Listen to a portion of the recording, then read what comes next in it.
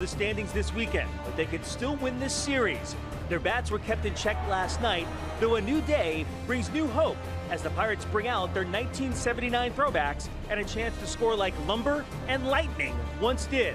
The Bucks and Cardinals are next.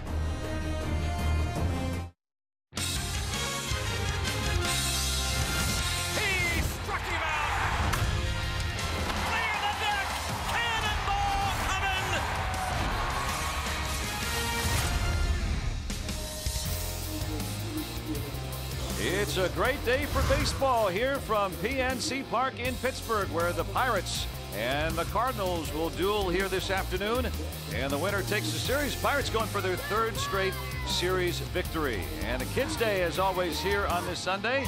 Throw your hat in the air and then sit down and enjoy some baseball here with us. Pirates baseball on AT&T Sportsnet. Joe Block and Bob Walk with you here today. And the Pirates back in action after getting dealt a defeat last night 4-0 at the hands of these Cardinals. And they will go with Trevor Williams, the rookie, today. And he has been awfully effective as a rookie starting pitcher. Absolutely. In his last start out, through some things that wasn't necessarily under his control, he was in all kinds of jams in those first 3 innings. And somehow he kept his wits about him, made his pitches, got out of those situations, giving up no runs, something you don't see from a rookie very often. Pitching like an older veteran. And I think that really sums up the way he has pitched ever since that very first start, like an older veteran, going after the hitters, making pitches, commanding that fastball. And even though he only went 3 2/3, kept the Pirates in that game. And his mound opposition today is an all-star, Carlos Martinez, and in his last 2 regular season starts, it started to trend downward a bit. Well, a bit, but still, he is an outstanding starter, and many things he brings to the table is the ability to get a lot of strikeouts. I think that's something we're going to have to look to avoid today. Get the ball put in play, and occasionally he'll run into trouble with his control. He'll walk you a little bit. If he does put some guys on base, let's do something with that. The Pirates held scoreless yesterday. Will try to rebound against the Cardinals and take the series here this afternoon wearing their throwback uniforms. It's the Pirates and the Cardinals coming up next here on AT&T Sportsnet.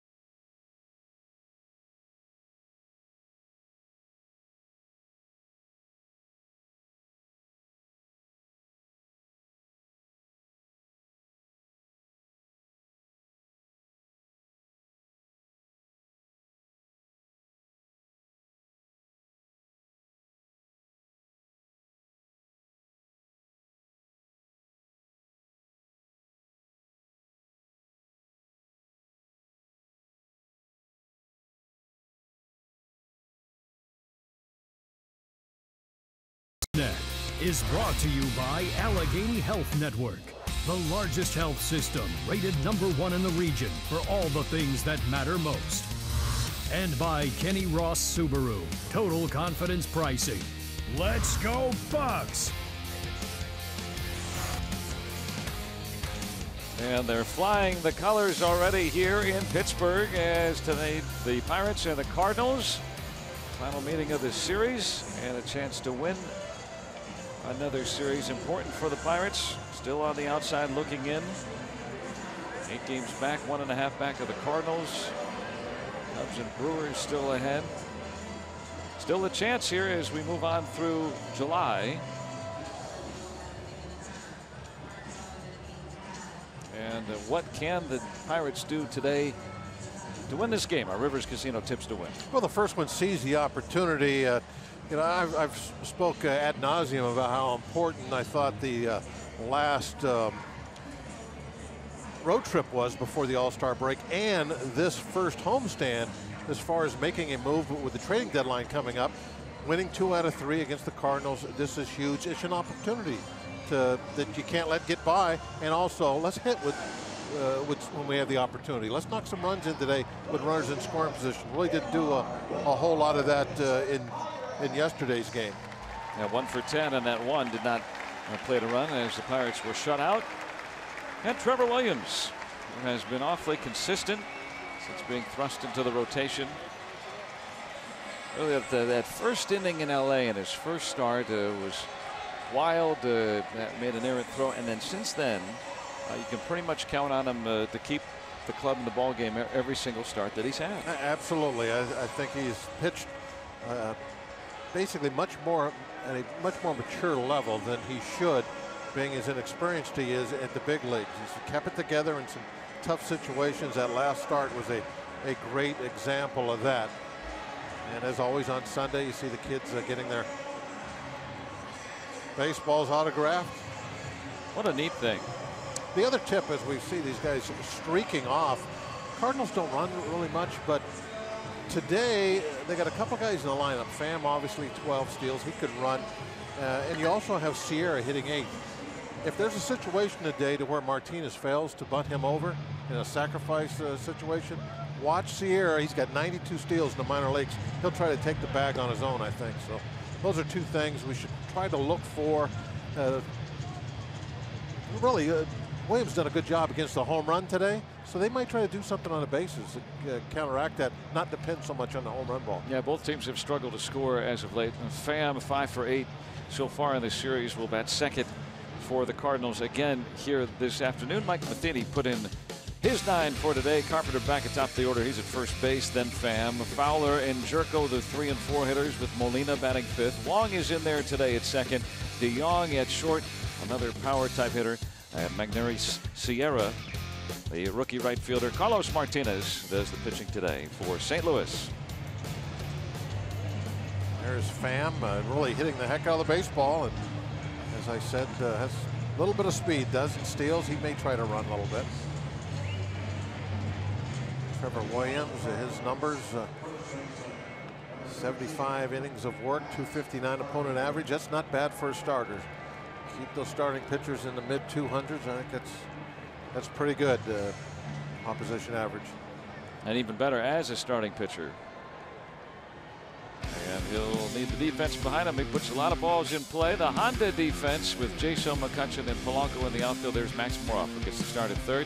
Mercer and Frazier in the middle with Josh Bell at first, and Francisco Cervelli throws out 21% of attempted base stealers doing the catching. Day game after night game. He's back there, both catchers. He has been playing a lot since being activated. Matt Carpenter been on base in 18 straight. 19 straight. And Williams will work with a base runner.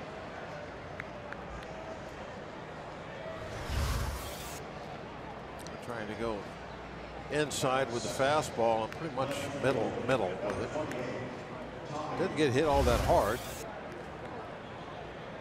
but still not where Williams wanted to put that ball, and that really is, I think his main strength is to be able to locate the fastball, pitch inside to both sides of the plate. And he's been able to do that. Keep the ball down. That one is up. And Jaso lifting all the way to the track. That ball carrying pretty well so far today. Warm afternoon. Yeah, warm, hazy sun. And we'll see if the ball does kind of move out of here a little bit. Looked pretty harmless, but made it all the way to the track. I feel like that's, you know, what we see here at PNC Park. In the day games when it's a little sunny and warm like this afternoon, the ball does have an extra 5 feet to the carry, maybe.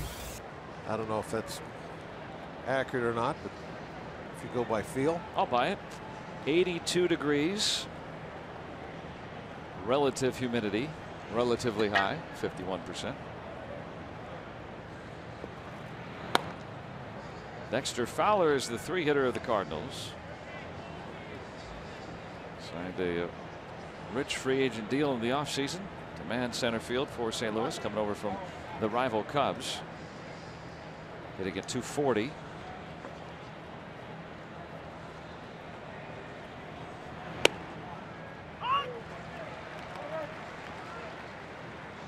And the umpiring crew this afternoon, Chris Guccione is working the plate. Chad Whitson at first. Jerry Lane is the crew chief there at second. Marvin Hudson, the umpire, at third. That's where Williams wants to put him, right on the periphery. stay out of the middle. And he's done a good job of limiting the long ball. Aside from that, well, even if you want to include it, I mean, as a starter, he's given up 4 home runs. Yeah.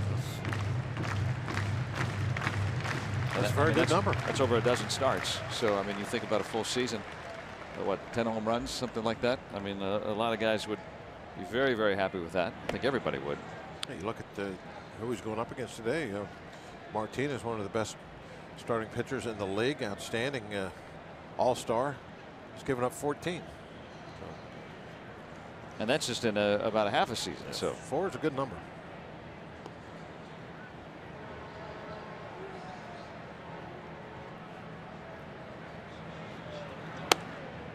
Now full though. 94 from Williams.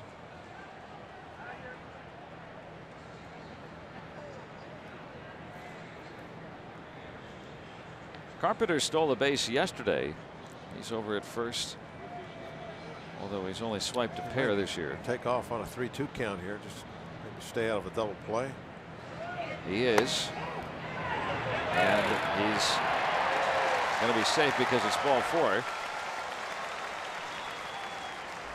The pitch missed, but it was close. And that's the risk you take, right? I mean, if that's a strike or a swing and a miss, Carpenter's usually going to be out.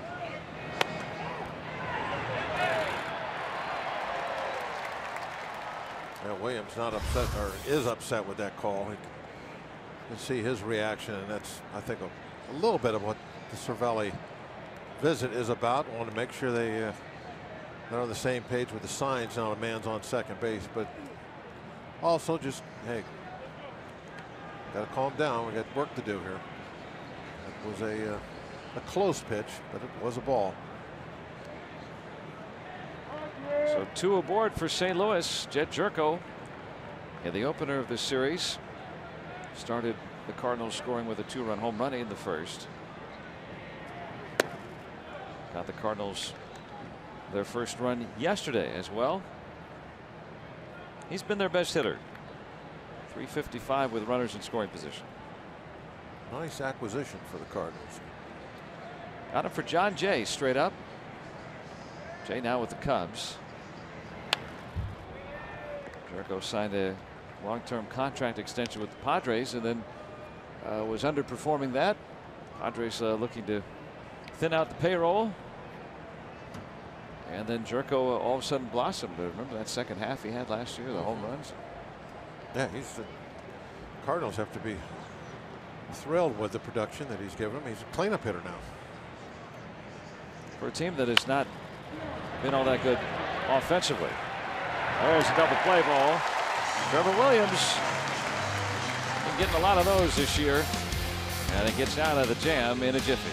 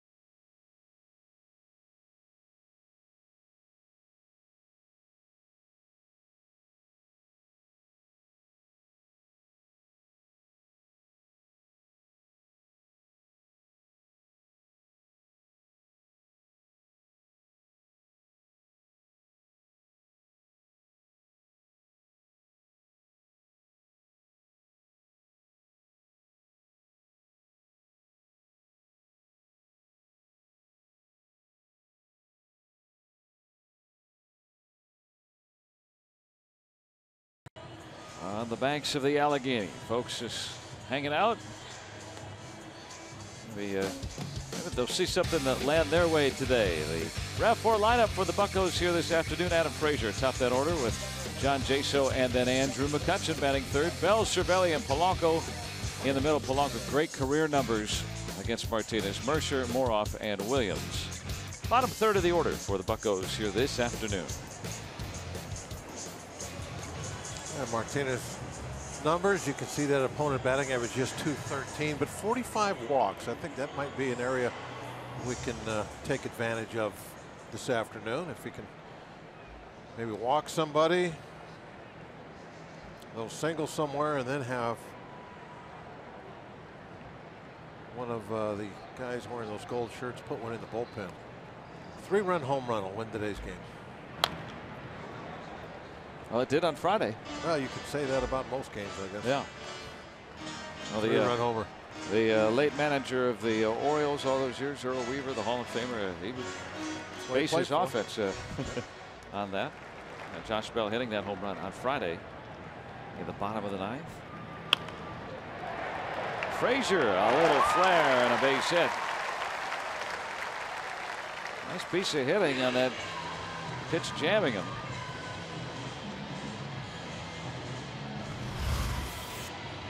Well, there's the little single. Now, how about a walk and a long one? Right, there you go. Yeah, you got the bloop. Good way to start the game.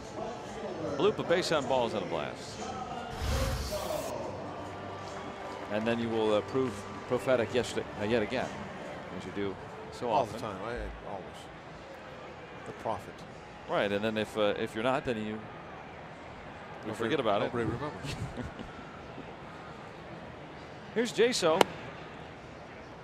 Since that early skid, it really was hot with the bat. Now falling into a bit of a slump again. Hitless in his last 14. They'll try to pile up the lefties as much as they can today against Martinez. Neutralize that slider of his. Righties only hit 179 against him, so makes sense.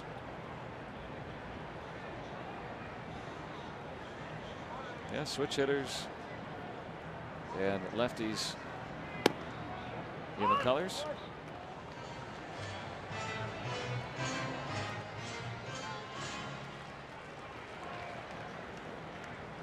Bright sunshiny afternoon. Some hitters have the sunglasses on.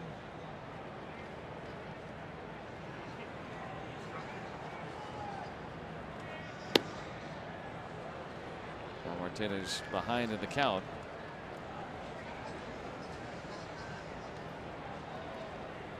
Yeah, that's dyed blue. I don't know if I've. If it was a home game, it'd be red, white, and blue. Oh yeah. White uniforms. Look like the flag. Well, that stay fair. That'll twist foul. Looked like Jaso trying to do the same thing Frazier did, just kind of fight one off and fist it the other way for a hit. Now, what's the difference between keeping a ball fair like Frazier did and Jaso fouling that one off? It's angle of the bat and how far the ball traveled before he made contact. It was a little further out in front of home plate. Now 3-2. That's why when you see guys try and sacrifice bunt, they try and teach you to get the bat out in front. Easier to keep that ball fair. Guys will move way up in the batter's box.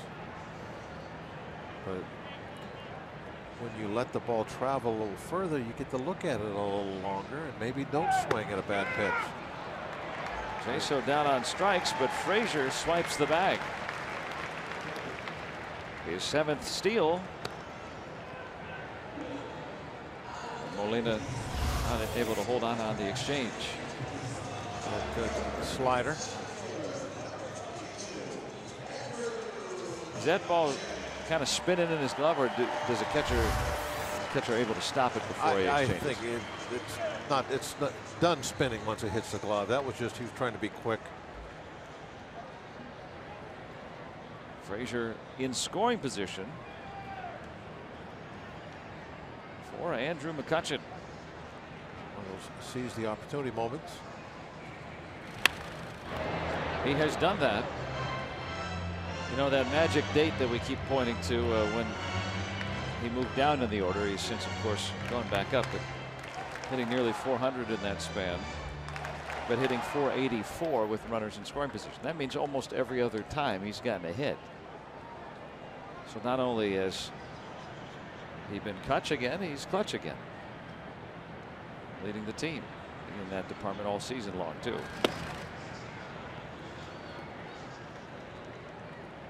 Got Frazier out there with good wheels. Base hit. Might challenge the outfield arms.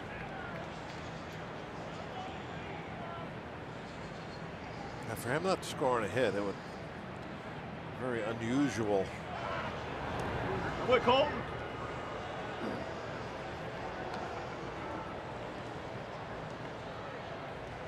Colton Wong. And they're at second base today. Matt Carpenter started yesterday over there. Get a very good pickoff throw. Able to get a glove on it.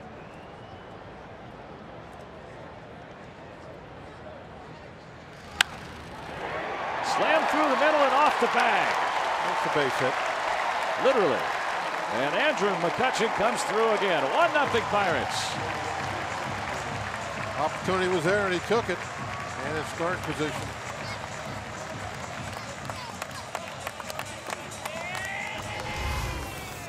Got a fastball right down the pipe, and boy, he hit it right back where it came from.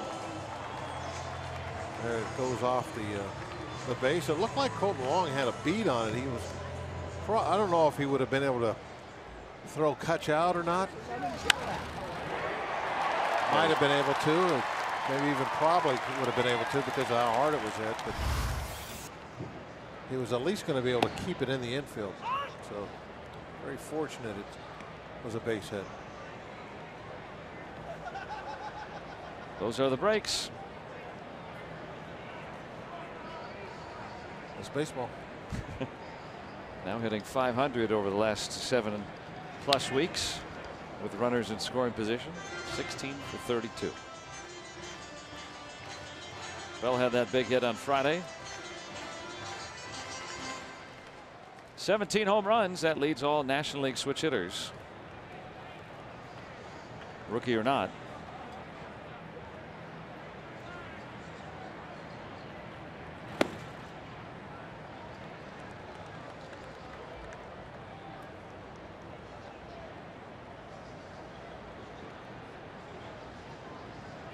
Martinez now ahead of the count.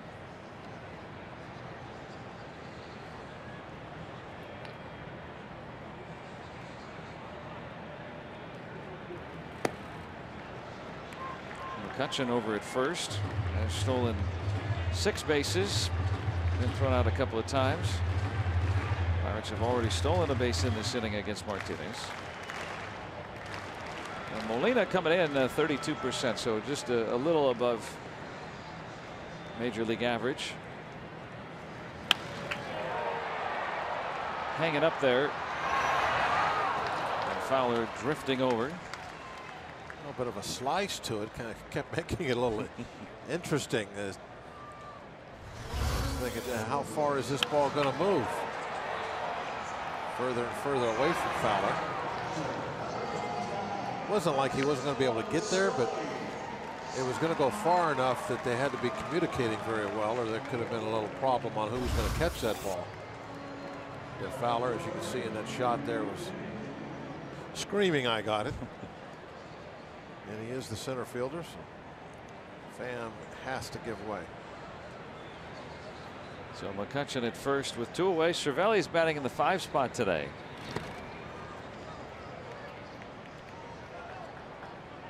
Checking in at 250. 4 home runs. Pirates leading 1-0. Andrew McCutchen with a single up the middle that hopped off the bag.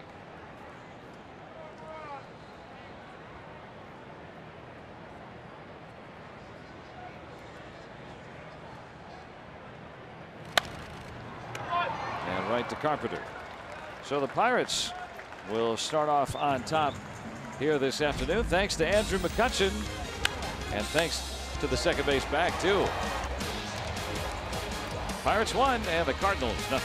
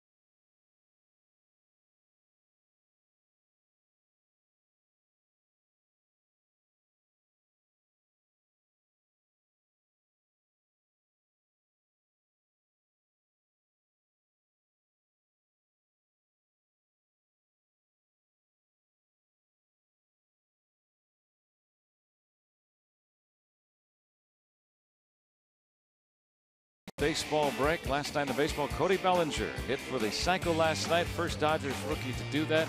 Anthony Rendon of the Nationals. Grand slam and a 2-run home run.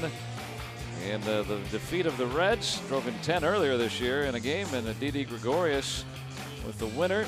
Craig Kimbrell blew the save earlier in the game, and then the game finishing under protest.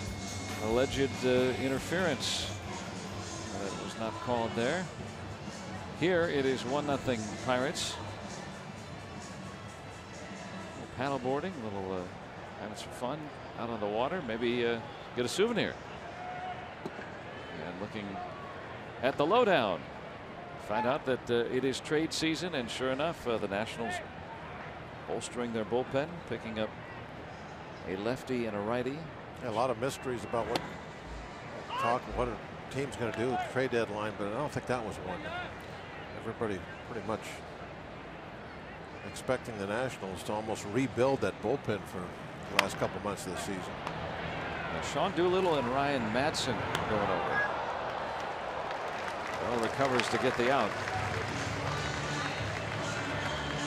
And Molina maybe not running. hard the whole way. Maybe did a little favor for us. Moroff, who has been very sure-handed with the glove. Sailing throw. Normally when that happens, at least the runner is in the picture. It's a small thing too with Bell on that play, but remember as the season began, sometimes he seemed tethered to the bag. And it's not like what he just did was extraordinary. It's what all first basemen should do. But he's been doing this now. Probably shocked that he had time to get back to the bag and actually reach down with the glove and tag the bag. Well, we're starting to see the instincts really take focus after a lot of work from Bell over there, becoming an adequate first baseman. Matching with the offense. Joey Cora works with the infielders. Fine infielder in his day as well. So those coaches work really hard with the guys. Sometimes they get here right after lunch for a night game.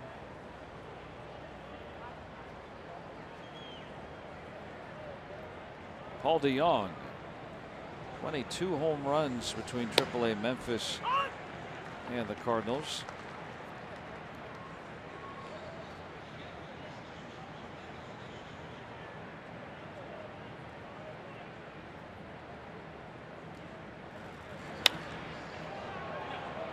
Toward the corner, and it will clang around out there. Nicely played by Jaso to get it in quickly, but it's still a double for DeYoung. Yeah, he played that Karen pretty well. A little pinball action. He might be a good bumper pool player. Yeah. As this ball is going to hit the part of the wall that is angled rather abruptly. Jaso seeing that, he's moving to his right. He knows the best direction that ball's going. And was right there to get the first hop.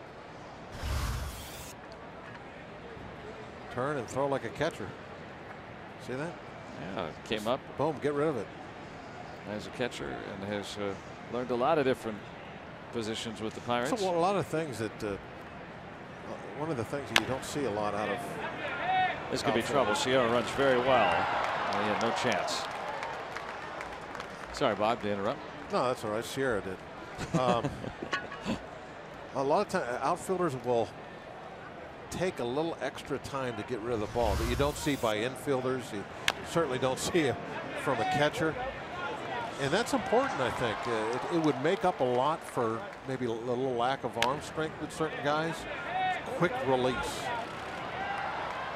just like you're playing in the infield. Get rid of the ball. Jaso's done a lot of work too. We were just talking about Bell. I mean, remember Jaso last year started over at the first base bag, and yeah, he's just very had room to work and got better. Very limited experience in that outfield. But the quick release is something that he has taken with him out there from the infield and from behind the plate that plays in his favor. Martinez is not a bad hitter at all.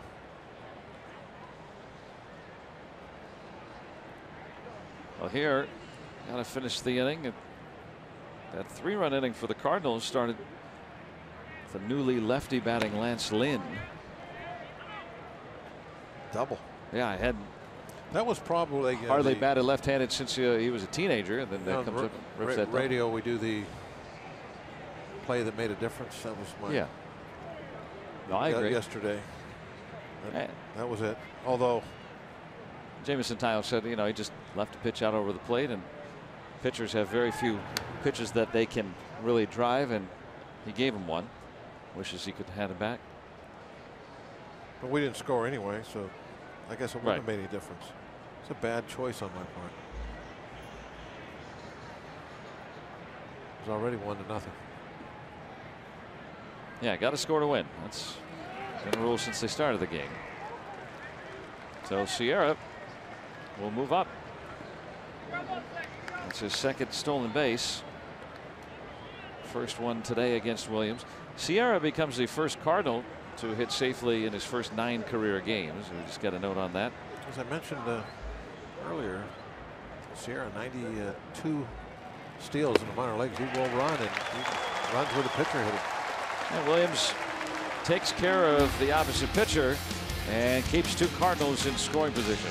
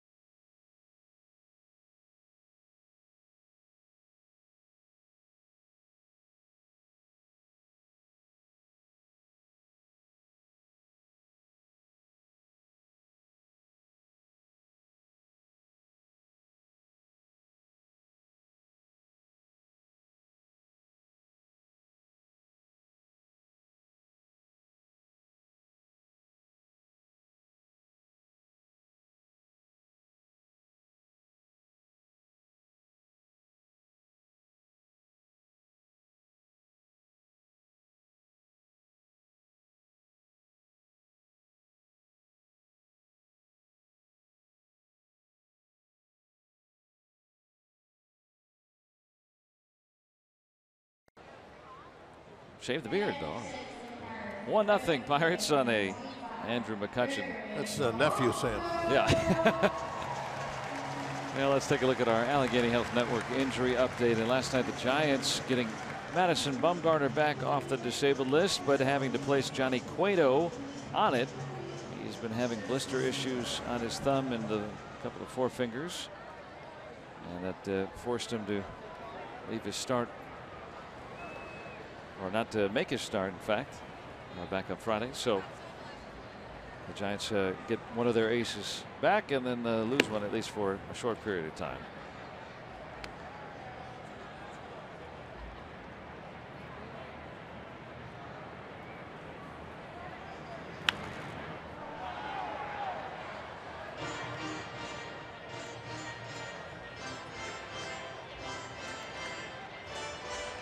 Career numbers against Martinez, 524. For Gregory Polanco. Oh, a three-quarter cap. Got the Cardinals on the hat. They're in the Pirates' sights. Are those Cardinals? Yeah, they are. Either that or a red-bellied finch. I don't know. That's what I thought they might be, the finch. Yeah. Until I went to the aviary over the All-Star break. Did you? Yeah.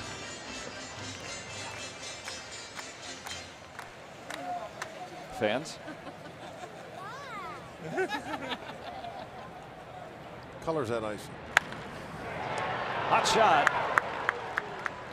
Carpenter nails that one away.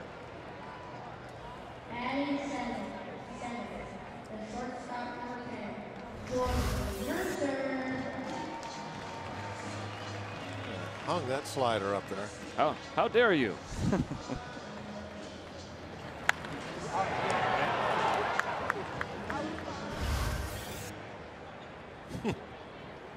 I don't know if I've seen anybody point like that before after they hit a ball. We're seeing more and more kind of I don't want to call it fraternizing because that's what's in the rule book but I mean you see guys be a lot more friendly and interactive with the other teams. It seems during like the game, yeah. At least it was done more subtly before. That's definitely a part of the game that has changed a great deal. In terms of the actual competition and wanting to win, doesn't seem like that's changed. So both pitchers settling down here in the second inning, at least so far for Martinez. This get a good offensive game from Max Moroff. He's shown a nice glove, has had some good numbers in AAA. And he has tried to stay prepared. Whenever we see a rookie that does not play every day, Jose Osuna comes to mind, Adam Frazier last year, and they have success, I think we point that out because for every one of those guys, there are many guys like Moroff who struggle for the first time in their lives not playing every day. That's why, ideally, if you have bench players, you like them to be guys that have been around for a while, that have learned how to handle that sort of job. You don't find guys like Osuna very often that have been an everyday player their entire life, and now they're playing part-time and can still maintain their hitting stroke. It's not an easy thing to do.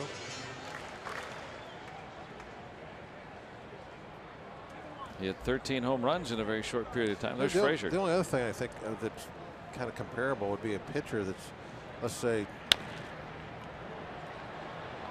Moroff with decent speed, but thrown out.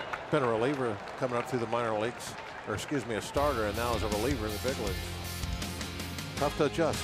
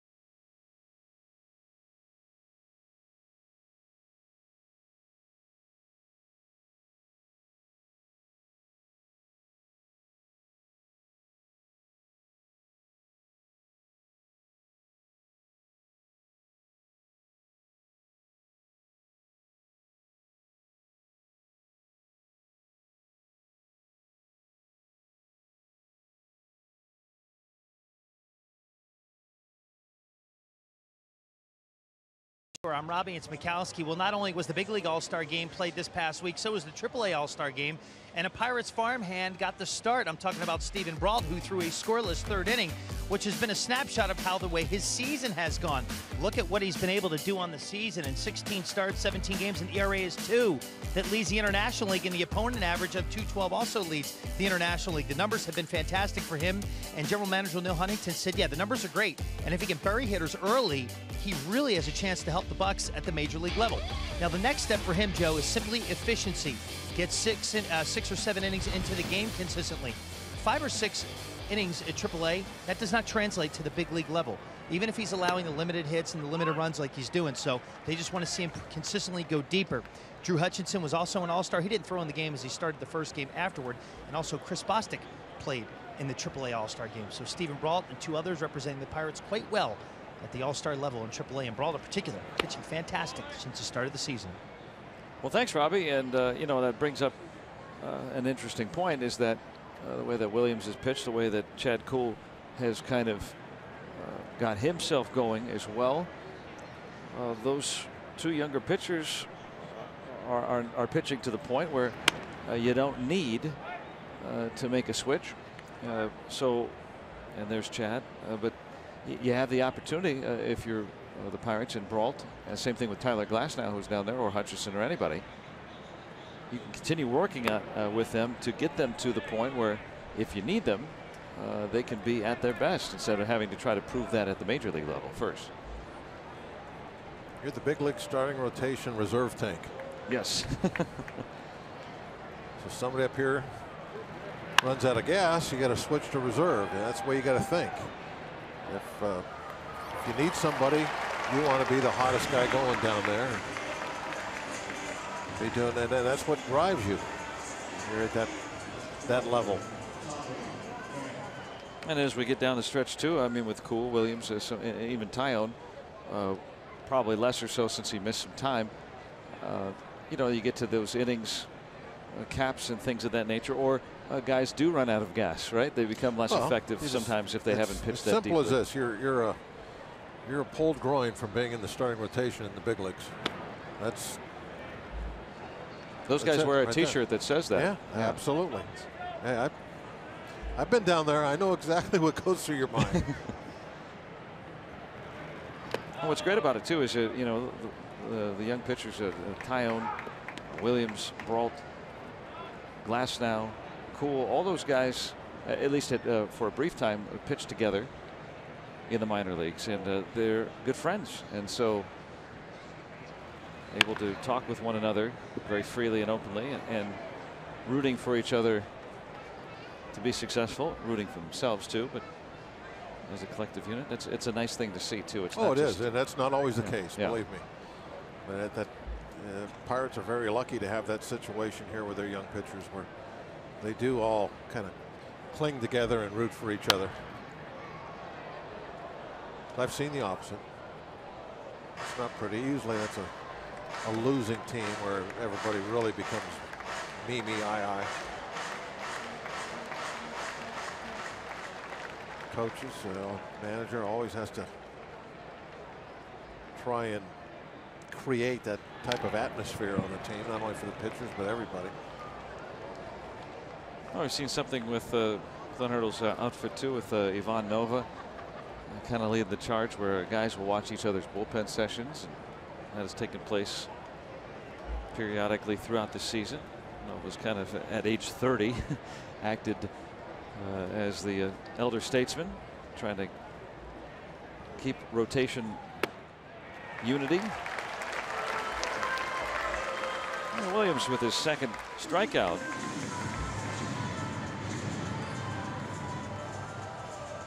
And to look at our Barrel Automotive league leaders, pitchers who throw the greatest percentage of pitches that are fastballs, and among them 3 participants in the action with Nova, but also Williams. So if a hitter knows what's coming, in essence, right, 3/4 of the time you're going to see the old number 1. It's fastball command. It's just, if you don't have that, you can't pitch that way. I talked about that a lot last night with Lynn out there. That, yeah, you know he's going to throw a fastball, but he's moving it all over the place. He works up and down, in and out. He will change speeds with it a little bit. And another thing too, that like a lot of these fastball guys do, and it's not just a fastball.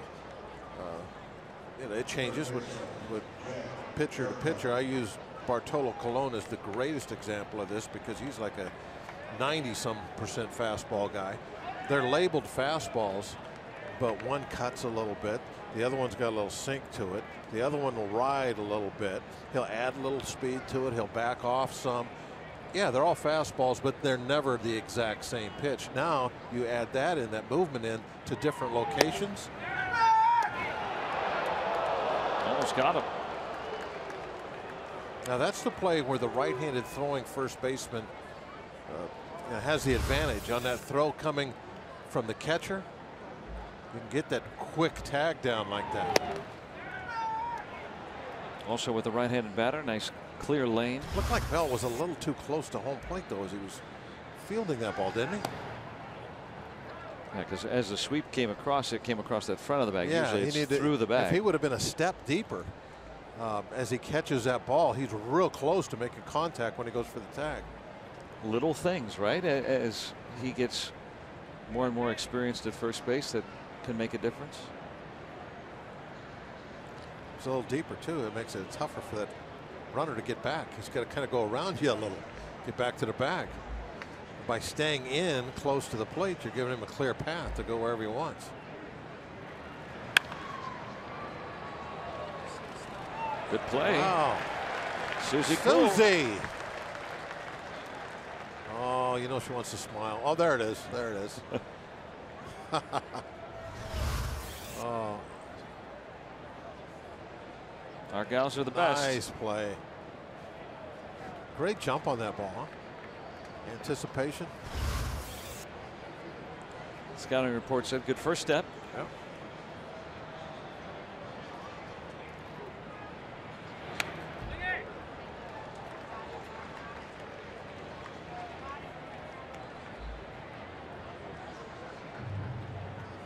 Got to get through Jerko here with 2 away. Ended the first inning, getting into a double play. He can't. Molina is next.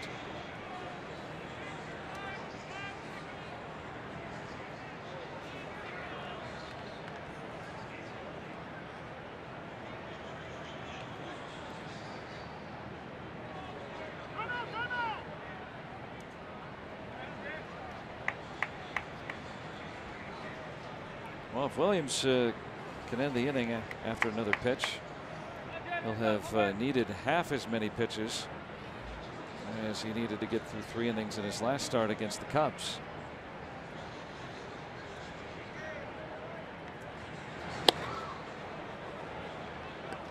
And then that start, he worked with men on quite a bit. He's done that so far today. The Cardinals had multiple runners on in both the first and second innings. Those aren't carrier pigeons, are they? I think those are mourning doves. Were right? those doves? Yeah, those are doves. I'll make sure I didn't miss the message.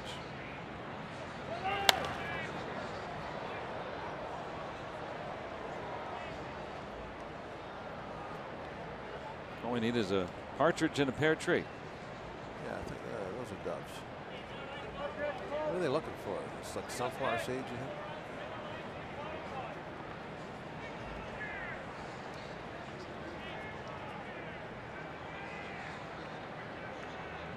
Well, they just ran off with a guy's popcorn. Wow, that's amazing. We didn't have a camera on that, so we can't tell you about it. Just missed on that one. They had 3 and 2.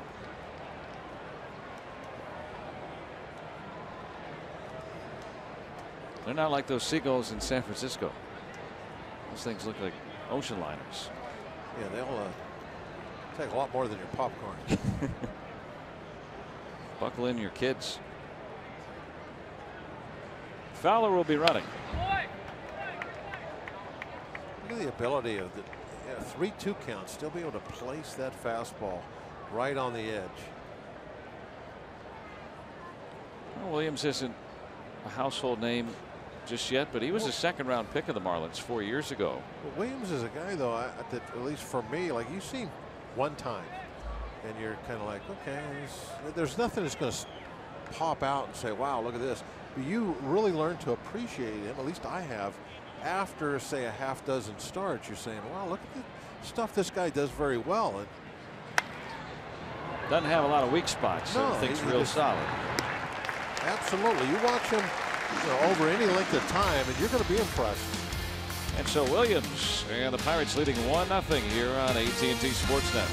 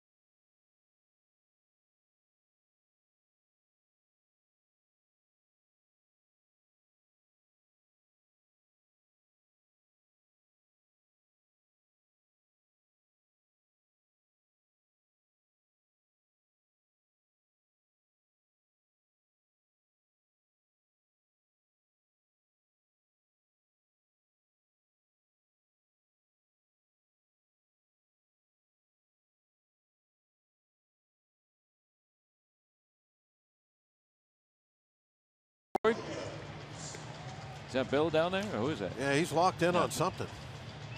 Let's see. Let's see. Look at. Oh, there's what he's locked in on. A little tight. Maybe first game. Yep. And our Quicken Loans rocket arms and Carlos Martinez among the National League leaders in strikeouts. Throws hard.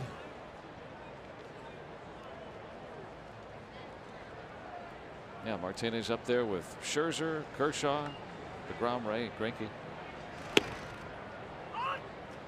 struck out 1 through the first 2. Trevor Williams looking for his first hit. 0 for 22. 1 at bat last year. He has hit one out to the outfield before and been thrown out. I was just going to say, this time he finally gets it. There's his first major league hit. How could you not smile, Trevor? Enjoy it. First major league hit. He's not showing a lot of emotion or smiling out there, but you know he feels really good about that. I mean, this is kind of a bucket list thing. He's playing in the big leagues. Just because you're a pitcher doesn't mean you're not a player.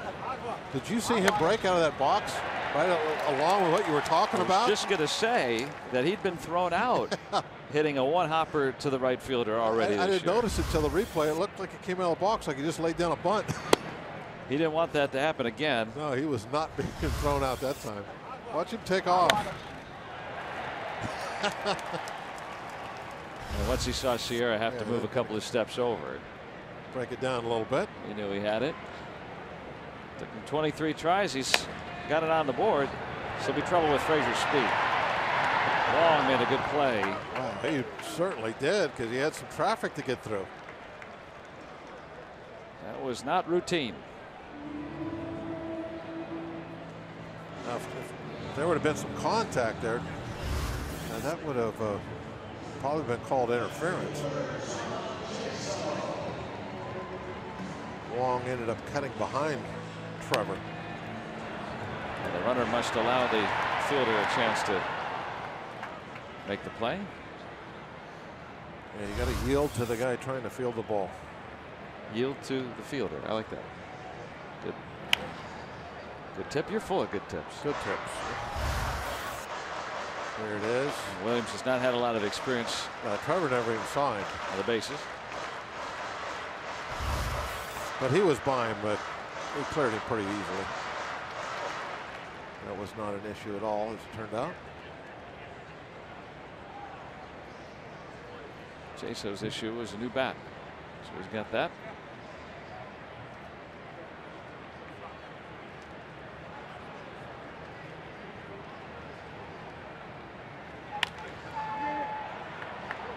Hanging up there, and Pham. Oh, that was close. Making sure Williams got back. Trevor hustled back there. Uncharted waters for Mr. Williams. Yeah, very much so. The Cardinals are thinking about a replay, but I think he got back. Yeah, I think so too. Next time this happens, he'll be moving back a little quicker. I mean, look at that. He's not watching. That was closer than it should have been. Pham alert. And made back plenty of time to get the save call. I noticed that Jerry Lane did say something to him there as he was kind of walking back by, like, son, you got to be a little quicker than that. Well, now another chance for Andrew McCutchen. He batted with Frazier at second with 1 out in the first. Now Williams didn't run as well, but with 2 outs. I can remember some of the umpires my rookie year, the base umpires would give you little tips. Remember the umpire Billy Williams? Yes. Yeah, he actually was came in behind the mound one day. It was in the Astrodome. like something had happened and it was like a timeout, and he's kind of walking in, like not trying to be sneaky, like, you know, and he walks in and he said to me, he called me son, he says, you're going to have to throw more strikes. He goes, you know, he goes, you're nitpicking way too much. This is the umpire telling me. It was like I was getting a visit from my pitching coach. But that was kind of cool. An older veteran umpire to come in and say, hey, I like you, but you're going to have to change this. Yeah, a little bit more starch collars these days with how umpires judge the strike zone. They have to get it precise.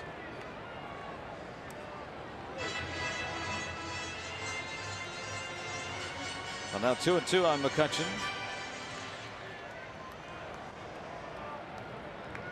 Lots of folks wearing those shirts today.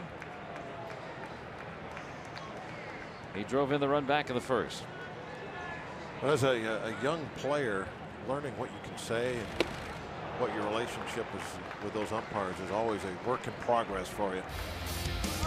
Well, Martinez goes off speed, and it will stay at 1-0.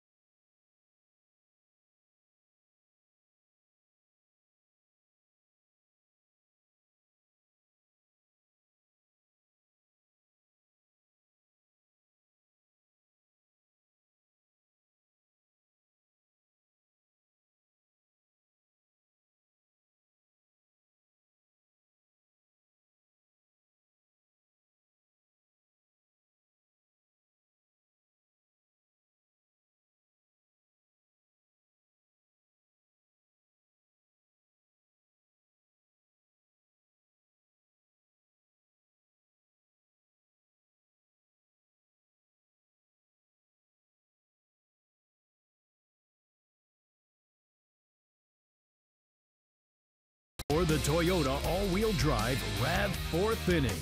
Toyota, what drives you? 1-0 Pirates. Andrew McCutchen with a first inning base hit. Floating Adam Frazier. Third of the way through on this gorgeous Sunday afternoon. And bring the kids to the Bucks matinee matchup against the Brewers on Thursday. It's at 12:35. All kids 14 and younger taking home this Pirates Velcro paddleball cat set thanks to Mrs. T's Pierogies. And get your tickets at pirates.com/tickets. He's already got a ball. And a bubba. Yeah.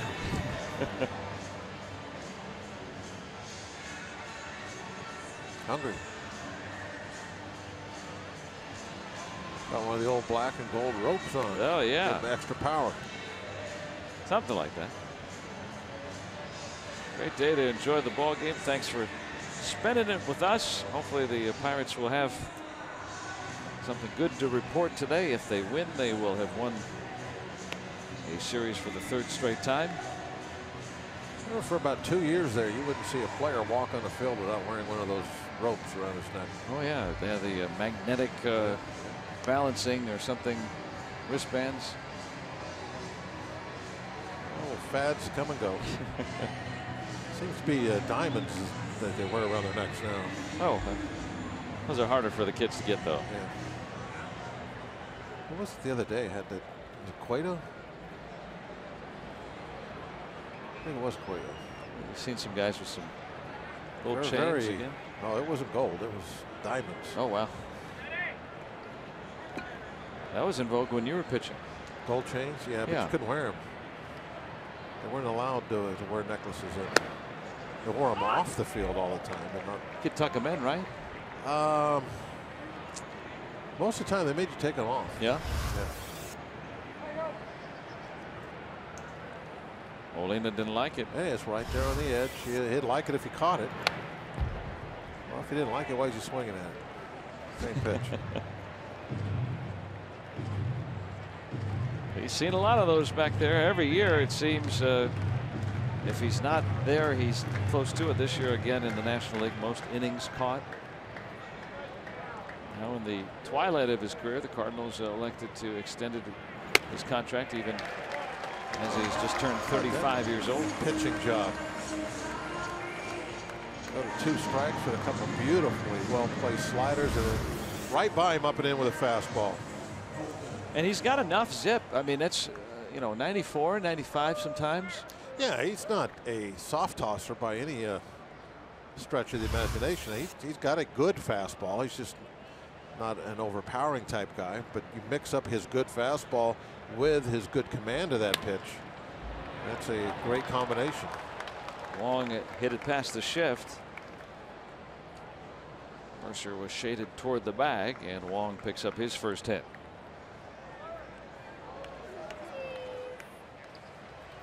Polka dots. Oh, that's a nice pose. Great shades on a sunny day. The whole family out. Love the Sundays here at the ballpark. Kids everywhere. Including one at the plate, Paul DeJong, a rookie. Cardinals with a couple rookies in the lineup today. Pirates could say the same. In fact, 3. And there's 2. So Williams getting a pair of double plays behind him today.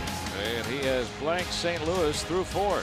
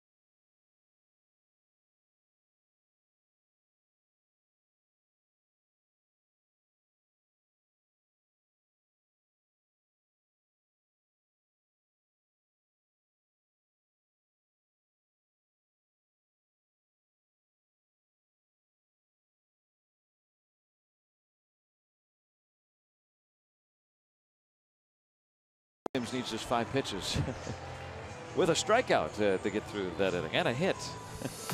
Now let's take a look at our day automotive this day in Pirates history. Back in 1999, the Buccos beaten Cleveland 11-3. Brian Giles, Ed Sprague, and Kevin Young each hitting home runs. Francisco Cordova going 5 2/3 to get the victory. Kevin Young is going to join us on post game.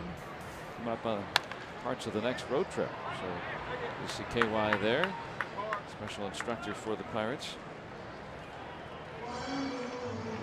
Has worked a lot with that guy. Kevin, an outstanding first baseman in his day. He'll really pick it over there. This is a quick look back. I believe he went through a year with just 1 error. It's pretty good. Get a lot of chances over there. I wanted to talk about Trevor Williams' inning. How many times do you see a 5-pitch inning where there's a strikeout and a hit? They got the double play ball, you know, with both first pitch is swinging and a 3-pitch strikeout. So that's one of those oddities. It's a LED inning. Very Is that an acronym? Very efficient. Oh, okay. LEDs. Oh, yeah, I see what you're saying. Yeah, I'm a little green. Like the new lights here. I like it.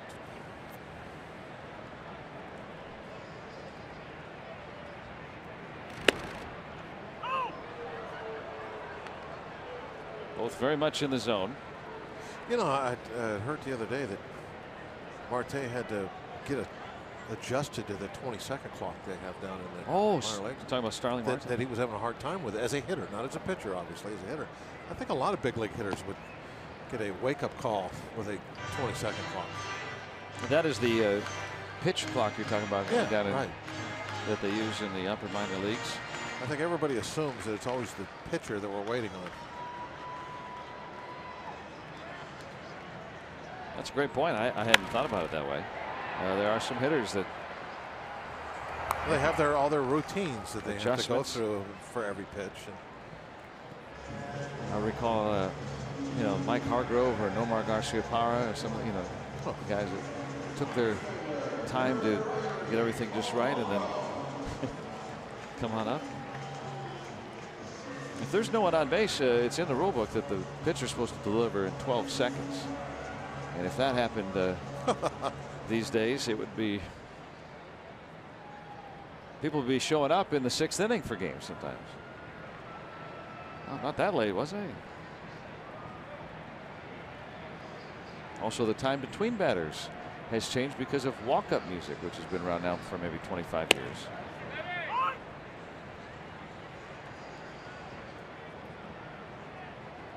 But you know what?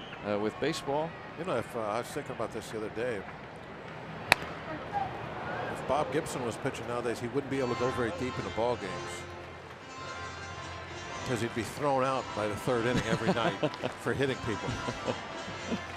Or coming in and up and in and moving guys off the plate. With all the hole digging and all that. I mean, the great Cardinals pitcher. I mean, he didn't like it if somebody, you know, took too long digging in their cleats. Make sure they got out from underneath him. Yeah, he would let you know he was displeased in a hurry. So I was going to say about baseball, though, Steve Blass was talking about him last night on our air. But the great thing about baseball, right, is the anticipation. It's the, you know, the sport where you have time to think, okay, what is going to come next?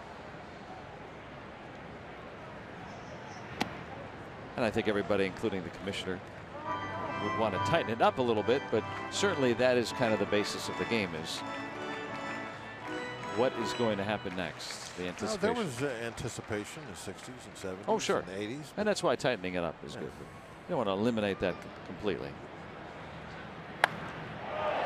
Skied down the line, and this one is foul. Oh, I don't know.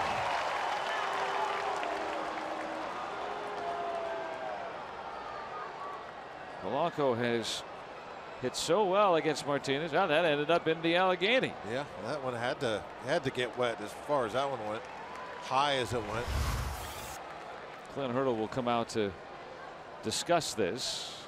Which side does it go on? That's a foul ball. Wow, that's the 2nd time in this series that Polanco has hit one. It bounces down, rolls down the hill, through the bushes, across the sidewalk, plop, into the river. Splashed down, but foul. Second time in the series that Polanco has hit a home run, but just foul. And so a crew chief review here. Yeah, this one won't take long. I mean, it was very obvious that the ball was on the foul side of the pole when it went by. But I like that they do this. I like that they will take a moment. It doesn't cost a team a challenge. Hey, we've got it. Let's make sure. It adds more anticipation is all. Well, I know it. Detractors are going to say it slows things down. And one look at it. Okay, great. And here is the look. It is a foul ball. And why not take another 30 seconds? Look at it. Make sure. Because in the they were hoping that they wouldn't. They wanted to fair catch side. it. They're on the fair side. Over the Yeah. fence. Yeah, they wanted to see it go right above their heads. They thought they were going to catch that ball. If you're sitting in those stands, you don't see a lot of them go all the way over your head.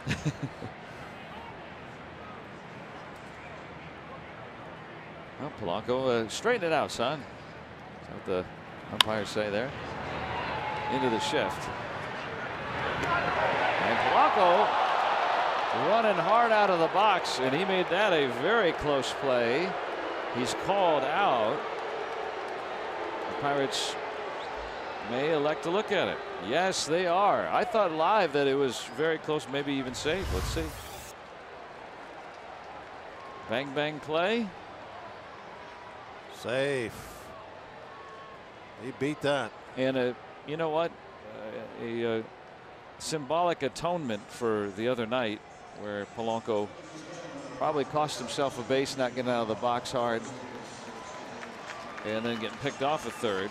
And Clint Hurdle left him in the ball game and said after the game, I don't think that he's going to do any of those things again. There you see the ball is in the air. Foot is on the bag.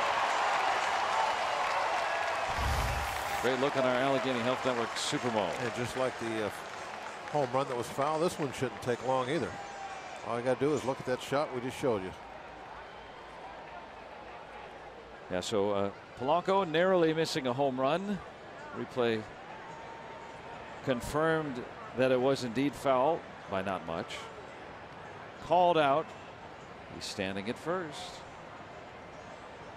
And he will get to stay. Ball's overturned. Pirates retain their challenge. It's a base hit for Polanco, a hustle single.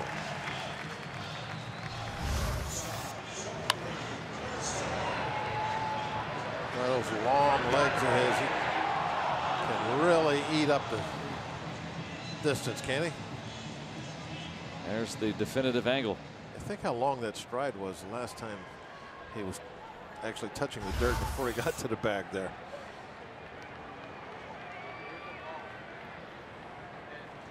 So a 2-out single, and Jordy Mercer will get a chance.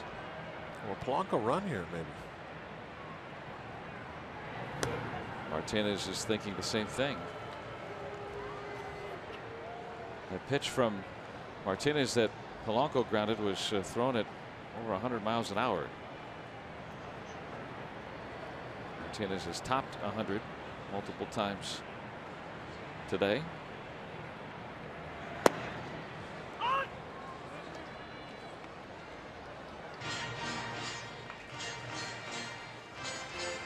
Well, Jordy Mercer here with a 2-out opportunity to add to the Pirates' lead.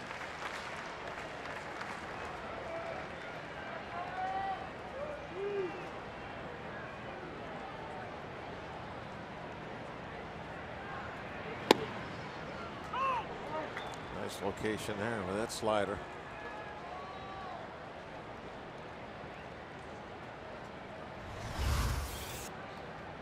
The break and right on the edge.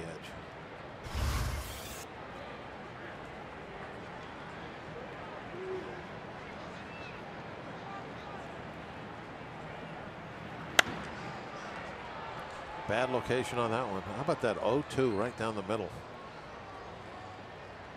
Just because a pitcher makes a mistake doesn't mean the hitter takes advantage. Yeah, never. I mean, very seldom it seems like they take advantage.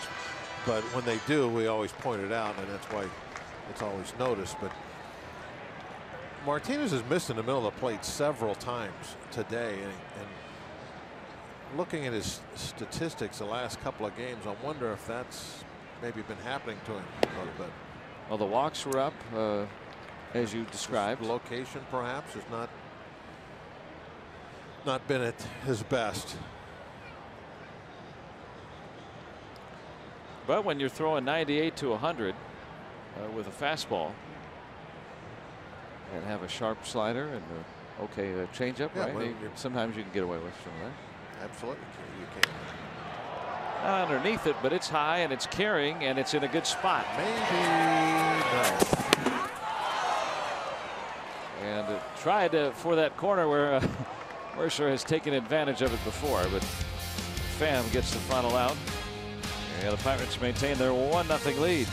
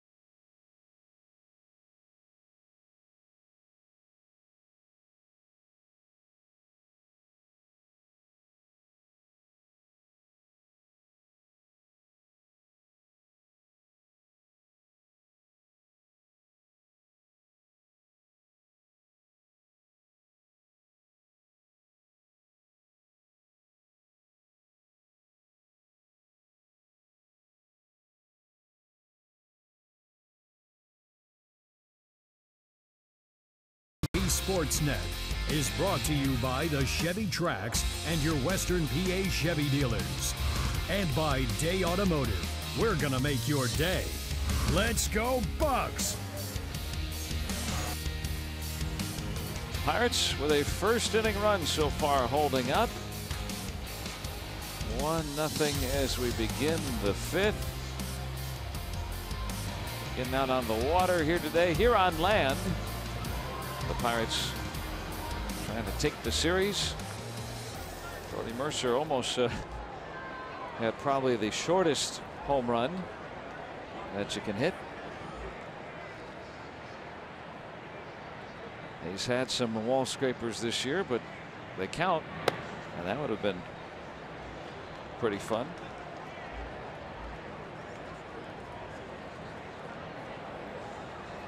McNary Sierra, the rookie who started the year in A-ball down in Palm Beach. Got called up in May, sent back down, went his way to Springfield, got a promotion to Double-A, and then got called up when Piscotty hit the DL earlier this series. Got a base hit his first time at the old Baltimore chop, right? Hit right out in front of home plate.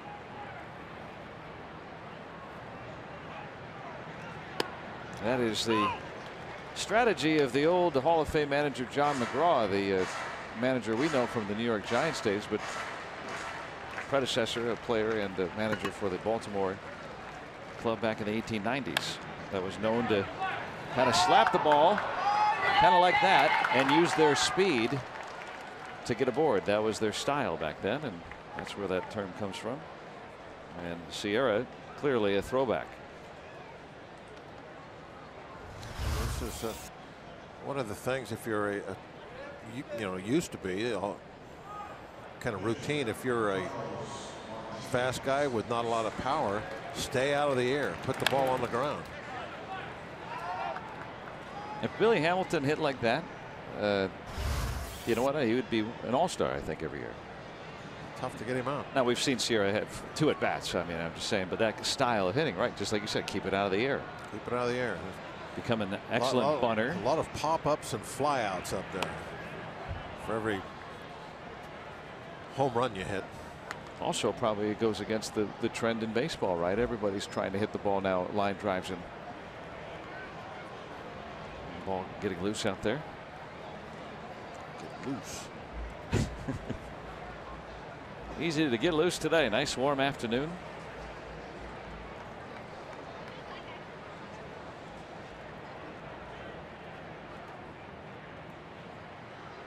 Martinez trying to move Sierra over. And you were talking about this, Bob, earlier, that if Martinez is not able to move over Sierra, this is the kind of thing. I mean, Sierra has already stolen a base. This here is the today. scenario I was talking about. Well, he stole one today with the pitcher hitting, which was kind of like, whoa. But yeah, if you mess up a sacrifice with him, he go ahead and take the bag on his own. We saw last night I stole the base of an unlikely source. Carpenter ended up yielding an extra run for the Cardinals. The Vince Coleman days, of the 80s Cardinals, they are not. There's Carpenter, who now has 2 steals this year. But with Sierra called up, that does add a different element, as you detailed when we started the show today. I think back to years ago, the Cardinals were all about speed. Where base stealing is a Cardinal sin. There's an old T-shirt that they used to have around. You couldn't play for them if you didn't have above average speed.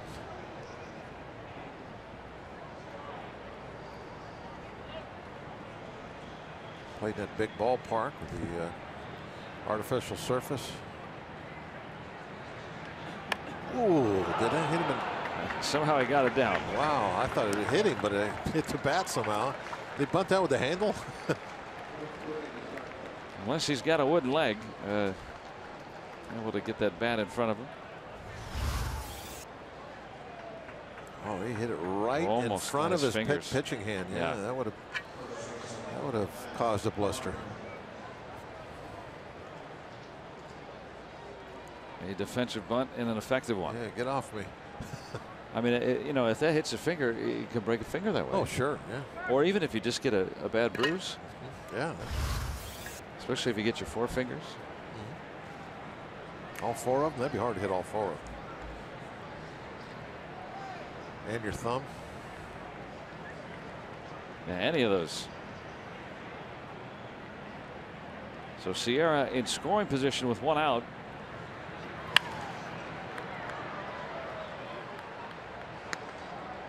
Cardinals have had men on in every inning. Williams pitches to contact, right? So they've gotten a hit in every inning, but some of that contact has been a ground ball at a guy, or he's had a couple of double plays turned behind him too. Pitching. You know what Len did yesterday? Lance Lynn? Say, how many strikeouts did he have? 2? 3. But no walks. Gave up 8 hits in 6 1/3. There you go. But the 0. That's all that matters. Right now, Williams doing the same thing. Very similar right now.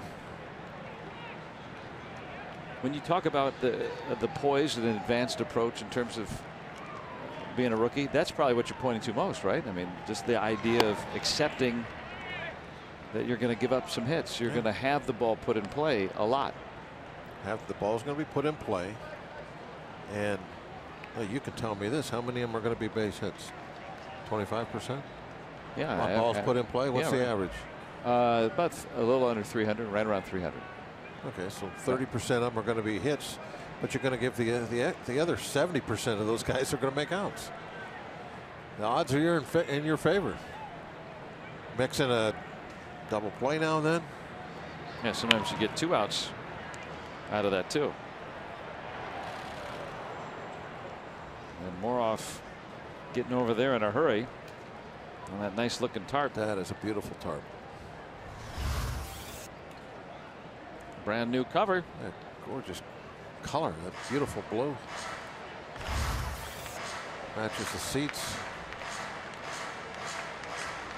On a sunny day, it just gleams right there. Our new AT&T Sportsnet. Your city, your team. The sky is even celebrating the yes. AT&T Sportsnet. Proud to be part of the AT&T family. The sky.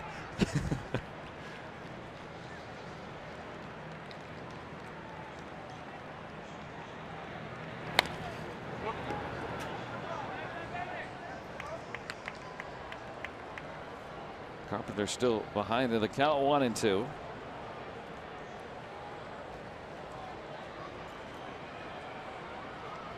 Williams still has a nice efficient pitch count, but only 1 out so far here in the 5th. This is where the game started to get away from Tyone yesterday.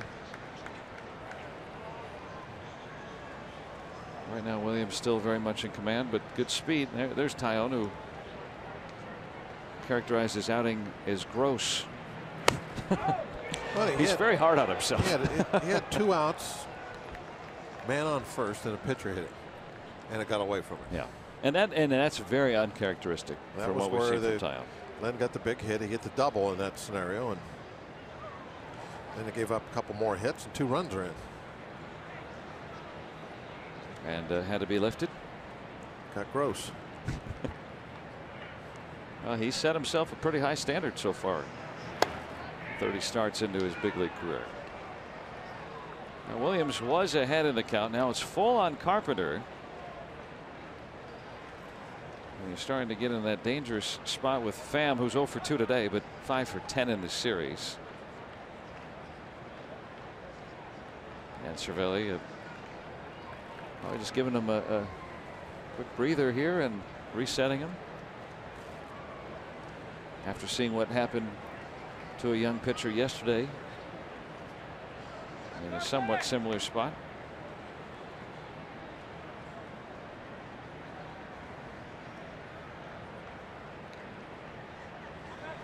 Three men on the right side for the lefty batting Carpenter.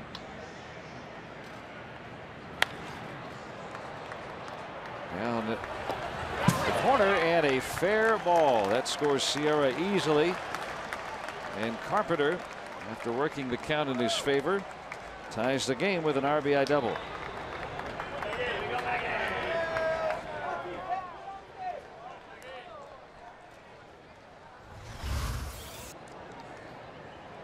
I see Williams not happy with the way things turned out there, but I think a change-up.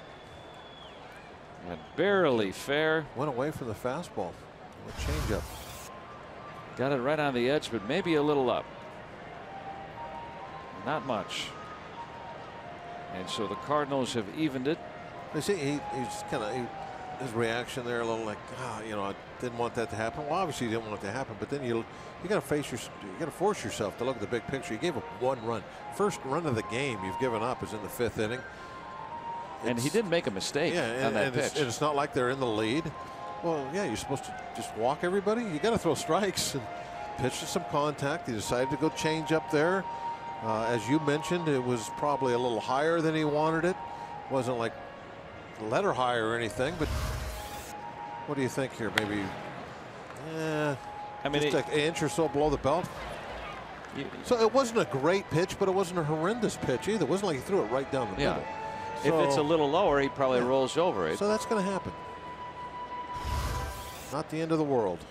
And I think that's most likely the biggest part of the message that Ray just had when he went out there was, hey, that's not the end of the world. But now if you give up a couple of more extra base hits, right? You have to might be in buckle down now. Not that you weren't trying before, but double your efforts. Keep doing what you're doing. Really, is kind of the. There you go. I mean, you think about it. Right after you give up a run. What do you mean? Keep doing what I'm doing. I don't want to give up any more runs. No, I'm only giving up 1. So. You're at 66 pitches in the 5th. And we don't know what is going to happen in this inning, obviously, the rest of the way here. But to this point, Trevor has not responded to a little trouble like you see sometimes with young guys. Been able to, and Tyone calm, cool, and keep making his pitches. Now he's fallen behind 3-0. And he's gone 2 breaking balls in a row.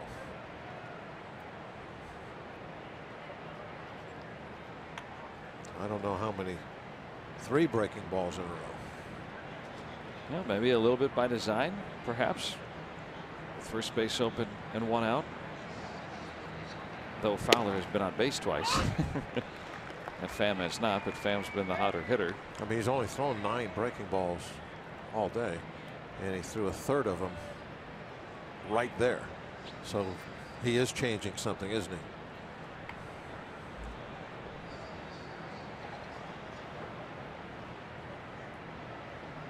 But then here's a different argument. Shouldn't you change second, third, fourth time through a lineup? You got to make some adjustments. So that would be maybe Trevor's response to that is like, well, Pham has seen me a couple of times.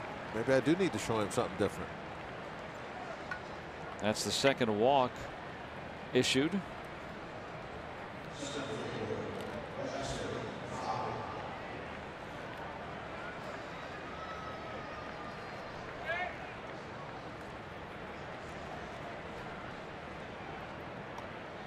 Okay, here we go. Now we need that ground ball. That's got to be in Trevor's mind right this moment.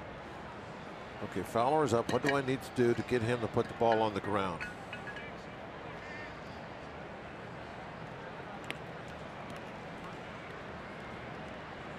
Fowler been on base with a walk and a single today.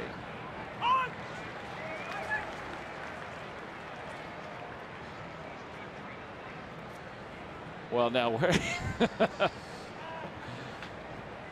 Oh my goodness, that is clever. Oh, you've got the black socks on. Wow. That won't go away, and I'm glad it doesn't. Bell trying to get it out there. Nice job. And they force Pham for out number 2. Yeah, close ball game like this, you know, even if it's not a double play ball, they'll still make the effort and take somebody out of scoring position. That's not an easy play to make. Pham trying to go in standing, and he was kind of moved over toward just a little bit, maybe half a step toward where he knew that ball was coming.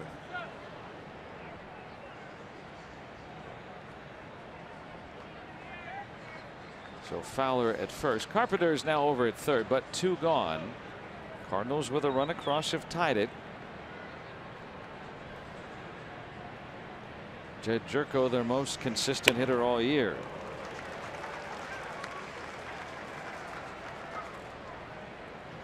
Today he's grounded into a double play, and after 8 pitches grounded out also to end an inning. That was the third.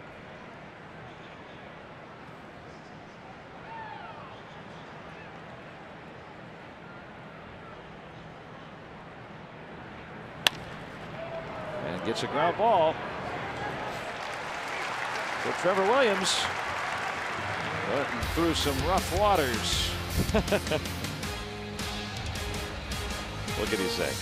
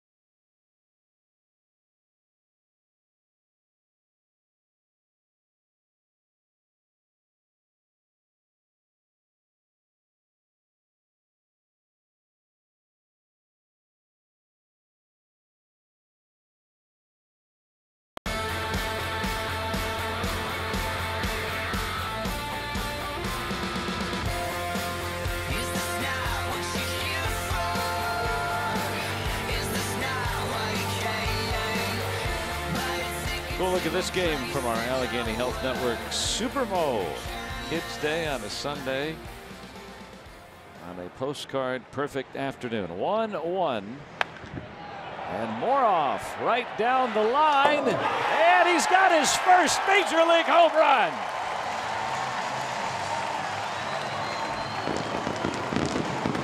Moroff gives the Pirates the lead again.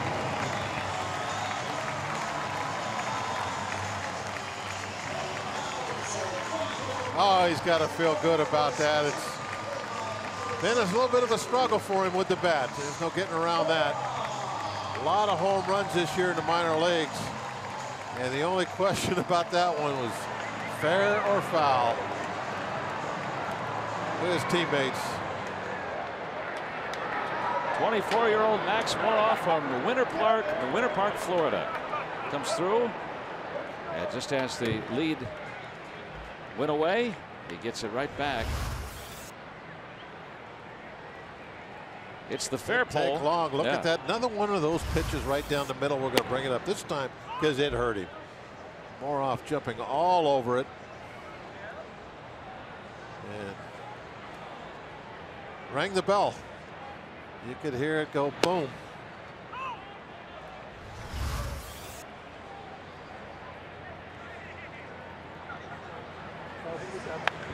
Now right now, you know, come on, baby, stay fair. You love that sound, don't you? In hockey, no. In baseball, yes. But Moroff's a baseball player. Everybody now is going to come over and say a little something to him.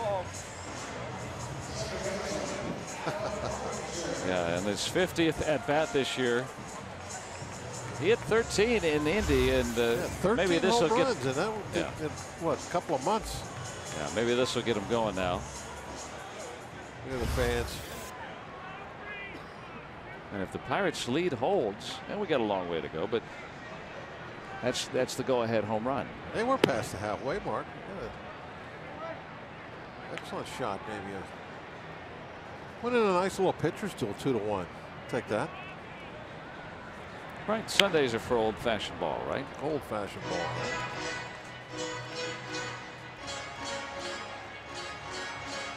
Adam Frazier with a base hit, a stolen base, and he scored the other run.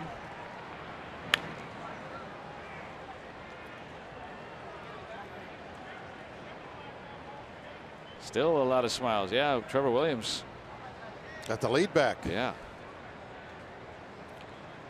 Sure, they've some rookies gathering. Played a lot of baseball together over the last few years. Moroff and Williams. Yeah, Williams coming over last year. Oh, that's right. My mistake. Well, they still played a lot together, more than they haven't since Williams come over. Okay. So 2 down. And you can use your PNC Pirates card when buying Pirates tickets this season. Up to $5 you can save on select seats for Sunday through Thursday home games. Plus you get $5 in loaded value, good for concessions, merchandise. Go to pirates.com/Pirates card and get your tickets. There's some merchandise. Special ball for this series. And Trevor Williams coming over in the trade. Compensation for Jim Benedict, although the actual trade was not for that. Swapped instead for Richard Mitchell.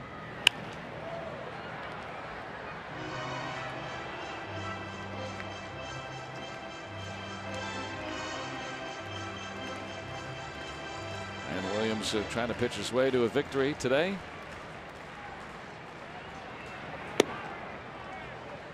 Another century mark hit by Martinez. Shouldn't have that here on a Sunday. This is old time Sunday. There's that base on balls. Hit another one out of here now. First walk today issued by Martinez. Why do they got all these wigs? It's kind of strange. sell? Why would they sell wakes for the opposing pitcher? I don't know. It looks like need to put a Cardinal hat on that cotton candy. Edible Carlos Martinez wigs. 425. That's a different look. Now, if the Cardinals wore those old powder blue road uniforms, boy, that'd be a snazzy look. Back in those running Cardinal days, they wore those unis. A lot of teams wore the powder blues back then. Yeah, that was kind of the in vogue road color. Supposed to pop on television. There was no more gray. Back in the low def era.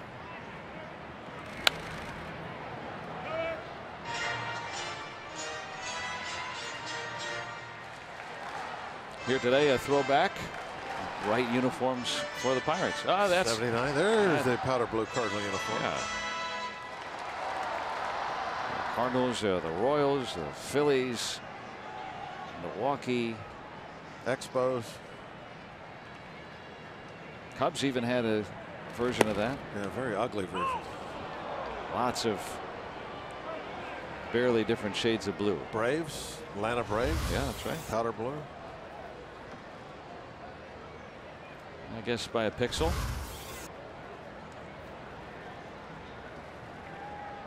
Computer says strike 2. And the umpire, they agreed. X gets the score. Hang it up there for Pham, and he's got the final out. But the Pirates have the lead. Max Moroff with his first major league home run.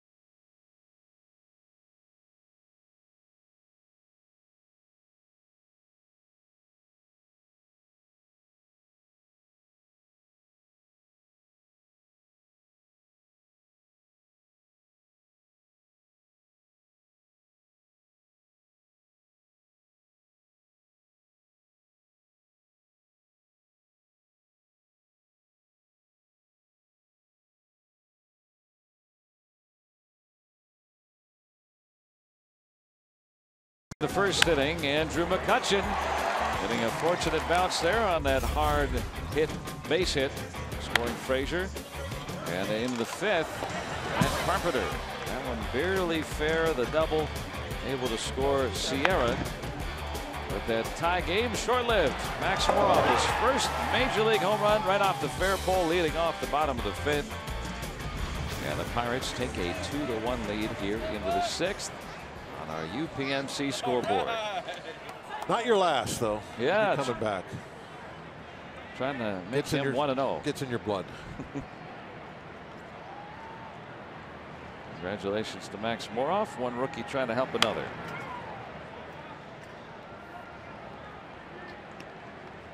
And the Pirates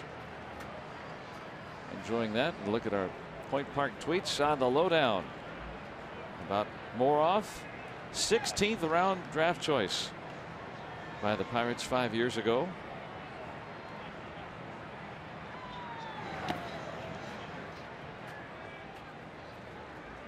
Really happy for Max Moroff. Absolutely. Perseverance pays off. He's shown a good glove, but it's good to see some of that offense starting to shine through now. You got to keep that confidence. You know that you've done it, been successful every level you've ever played your whole life. And you got to believe in yourself once you get up here.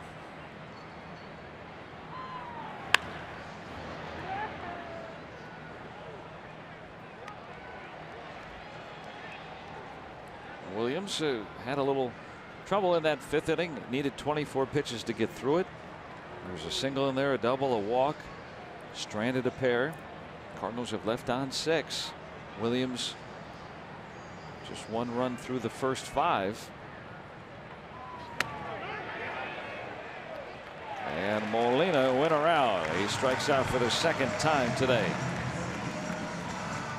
Now let's go back to the studios. Dan Potash checks in with a game break.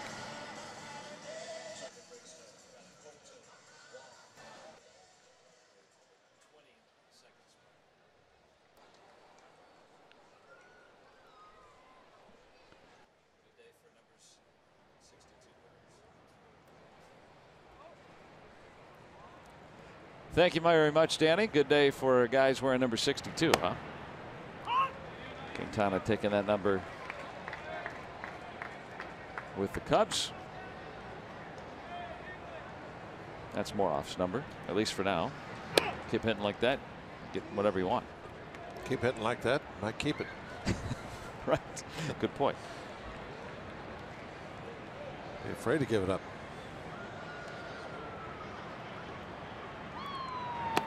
Colton Wong is 1 out of 2 today. That is college ball at Hawaii. Grew up in Honolulu.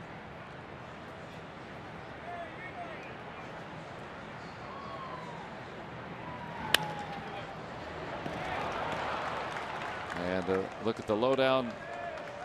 Ichiro moving up on the career hits list, as did Colton Wong, although he's a little farther down. Got a ways to go.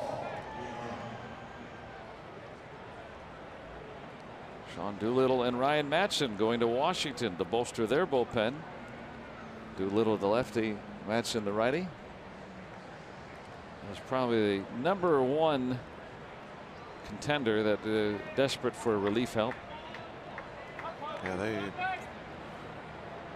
have battled the poor bullpen really all year.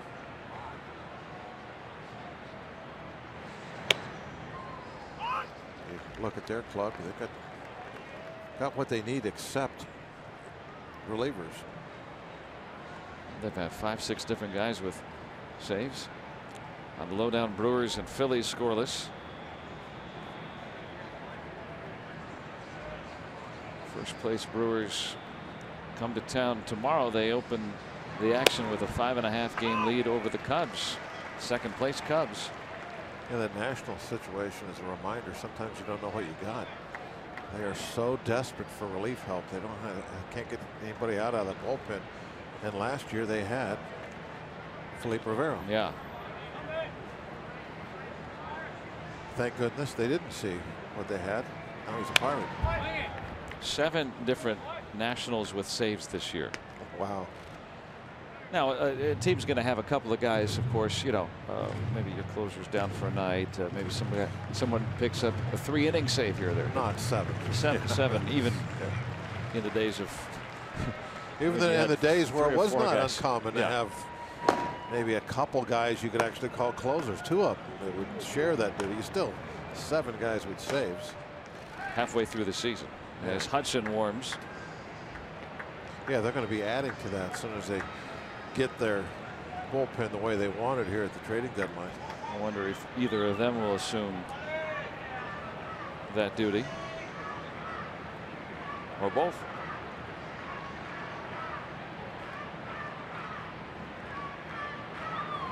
Or maybe they're still looking for that close. Right on the outer edge. Williams with that pinpoint command today. He has struck out 5 Cardinals. Now, one of the things too, when you have the good command and you're living on the edge, you will catch a call occasionally. And this one maybe was a smidgen off by kind of what you said, a pixel. But when you got good control, look at Cervelli's glove. Didn't move it at all. Just right there. And that's going to influence the umpire, and you're going to get some calls. And neither infielder on the right side able to corral that. And you got to hurry with Sierra. That speed kind of gets the heartbeat going. There it is again. Exactly what we were just talking about with him. I mean, he hasn't hit the ball hard at all today. Put the ball on the ground and you got a chance when you can run like he does. Hit one ball that bounced inches in front of the plate. Another one weakly to second base that was weakly enough that no one could get him. That one was ruled a base hit. And that one very softly hit, but again, the threat. There can be, no little hiccups here or there when he or anybody that has good speed puts the ball on the ground. You have to do everything correctly. You can't mishandle the ball a little bit, any of that kind of stuff. And that's just past Mercer, and with 2 outs, Wong able to score on that, and the Cardinals have retied it. Carlos Martinez, the Cardinals pitcher, with his 7th RBI of the season. The Cardinal pitchers have been very helpful to their offense the last 2 games. It's on the inside corner. Looked like Martinez bailed a little bit with his stride, so the ball on the inside, he was able to get the head of the bat to it just enough. Not well hit, but well placed. And that's going to be it for Williams. He deserved a better fate today. Scattering 10 Cardinals hits, but 3 of them in the inning plate the tying run. And Daniel Hudson coming on. 2-2 game here in the 6th. More baseball action as we return on AT&T Sportsnet.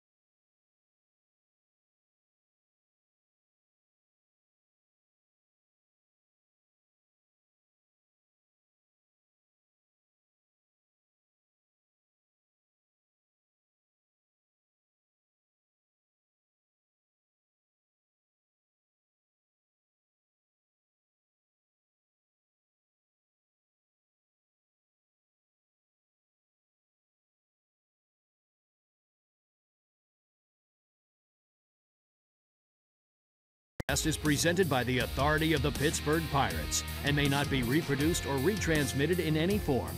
And the accounts and descriptions of this game may not be disseminated without the express written consent of the Pittsburgh Pirates.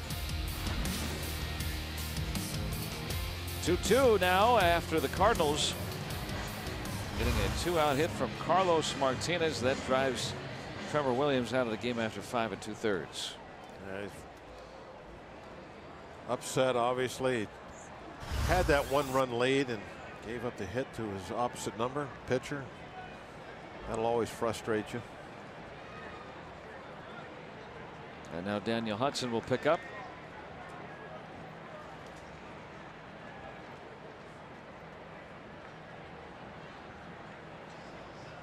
Sierra with very good speed at third. Got to be careful. A ball that gets away.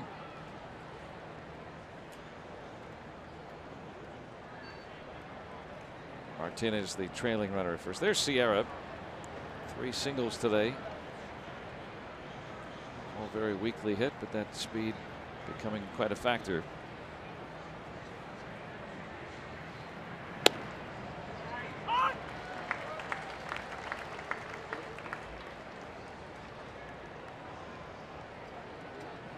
Cardinals answered the Pirates' early lead with a run in the 5th and have done so again after Moroff's go-ahead home run in the bottom of the 5th. Carpenter driving in that first run last inning.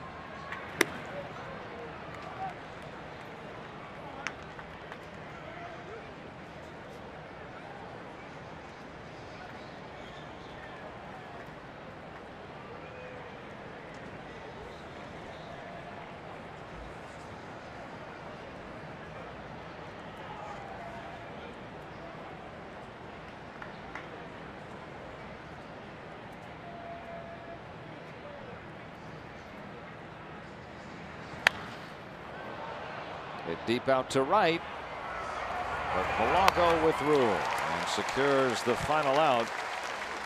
Cardinals get the equalizer, and for the Pirates to try to get it back, Josh Bell with the game winner on Friday night. Francisco Cervelli 0 for 2 so far today, and Gregory Polanco with a hit his last time. That's who's coming up for the Buccos here in this 2-2 game.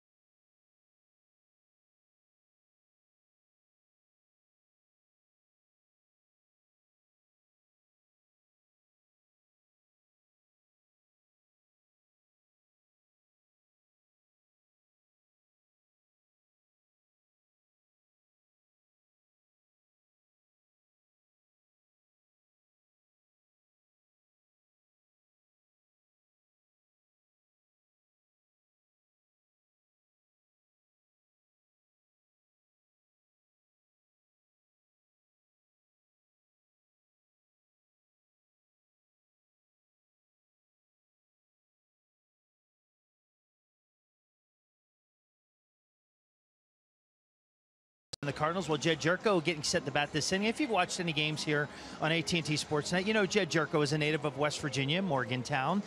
And what's even cooler about that is that when you go down to the home of the West Virginia Black Bears and the West Virginia University Mountaineer baseball team, the Monongalia County Ballpark sits on Jerko Drive. How about that?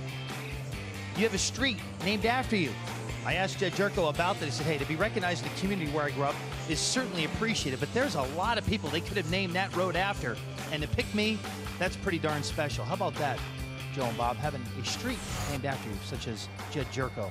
Pretty cool stuff where he played his college ball from 2008 to 2010. Family making their way up. That's definitely a pretty nice honor, wouldn't you think? A street like that? The baseball park's on. Did you ever have a Mazeroski like? Yeah, right. Did you ever have a walkway or anything like that? You know, I could have bet that was coming right there. Could have bet that was coming. I'm becoming predictable already. All yes. You know, I did have a walkway, but nobody could go down and it was blocked. Well, fair enough. Well, I mean, yeah, but Jerko, I'm looking it up here already. 4th most games of any Mountaineer in the big league, so over his career. The other names, notable pitcher Steve Klein was a Mountaineer. Charlie Hickman played bunch of games a long time ago, back turn of the previous century. So, you know, Jerko probably the most notable mountaineer, and since the name of the street after him.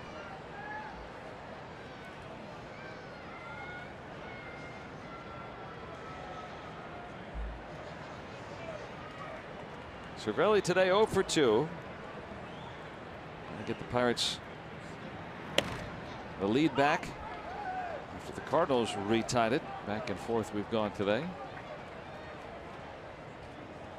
You know it's summer. Slide up that delicious previously frozen flavored sugared water. That is delicious. It is, isn't it? Nothing like that. Carlos Martinez hair colored freeze pop. That is exactly what you want today. Is that raspberry? Is that what the flavor is supposed to be? Right. On Mars they are blue, so that's why the blue raspberry flavor was founded.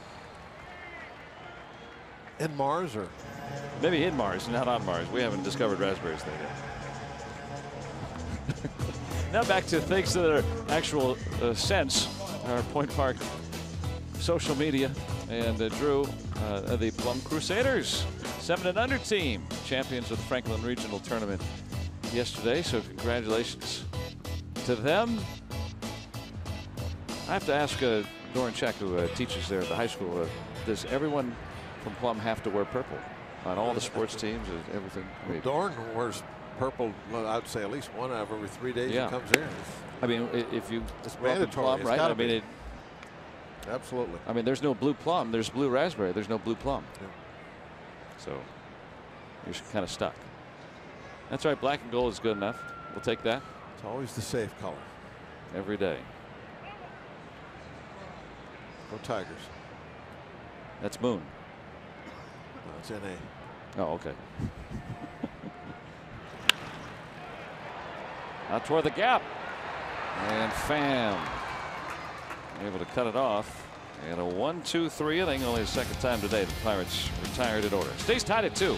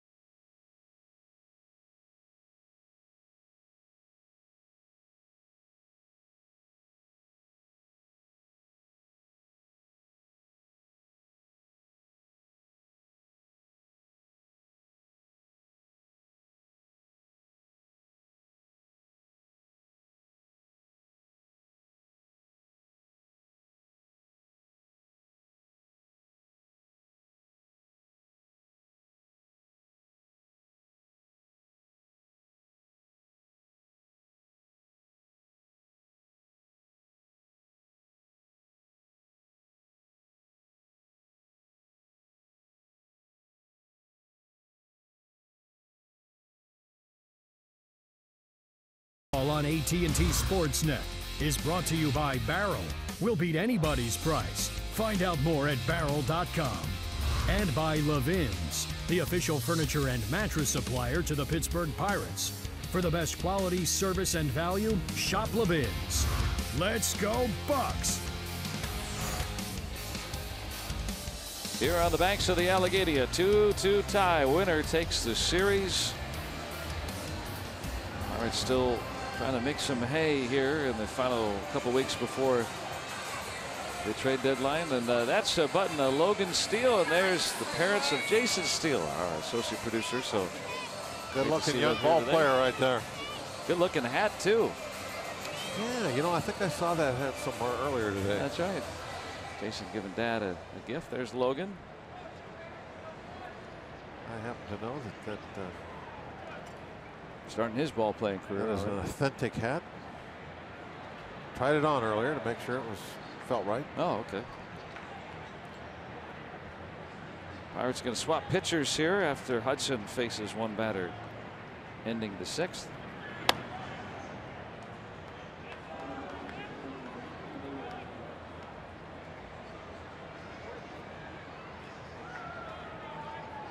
Tony's numbers: 41 ball games, 42 2/3 innings of work. A comebacker of a different sort. Ball deflecting off the netting.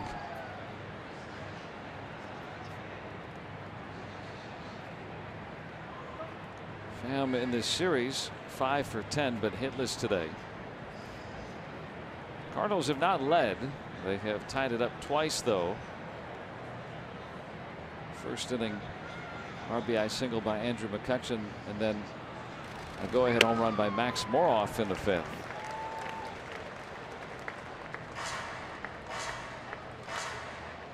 There's Moroff getting to start over at third today. First major league home run.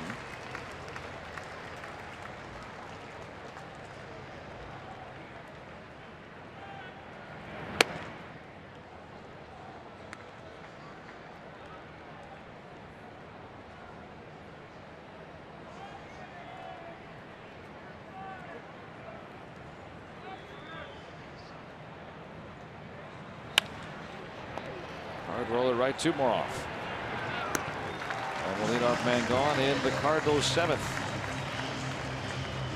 Our Nissan Road Ahead is bringing the Milwaukee Brewers to town. They are in first place. Brent Suter, left-hander, will oppose Chad Kuhl tomorrow in the first of 4. And for the Brewers coming into play, 5.5 up of second place Chicago. The Pirates really need to make a statement not only today but in that series to really sustain legitimate hopes here going forward here in the second half of the season. And Fowler, a little dunker for a base hit, his second today. And you got to win this game today. Oh, no doubt. That's just pretty much got to win I mean, this series throughout the rest of the season. Well, the rest of the season, yeah, but I think going into the trading deadline, if you don't want to be a seller, you got to win now. No doubt. That's why I understand that. Okay, there's plenty of time left, and you know why is these games so important? Well,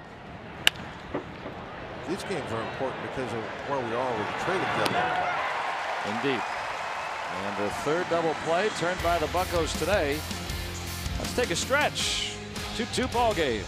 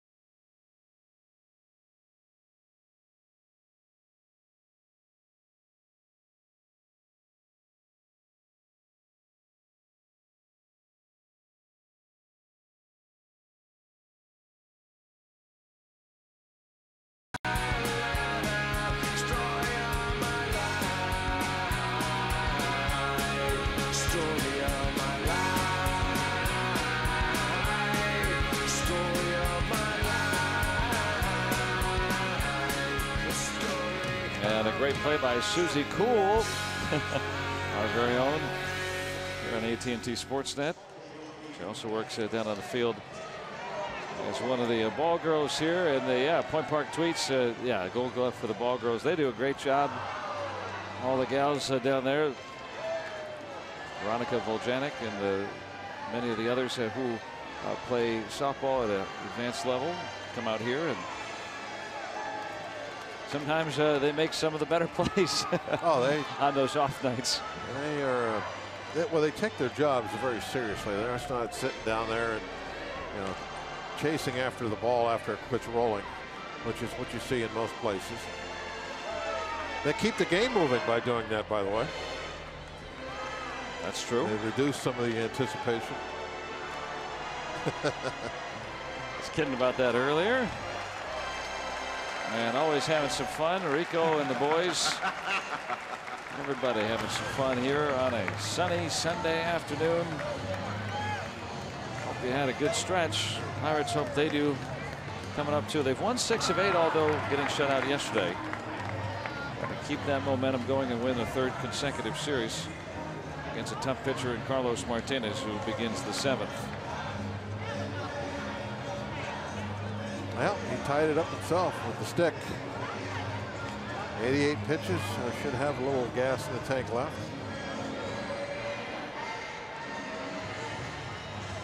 Mercer, Moroff, who is homered today, and then the pitcher spot.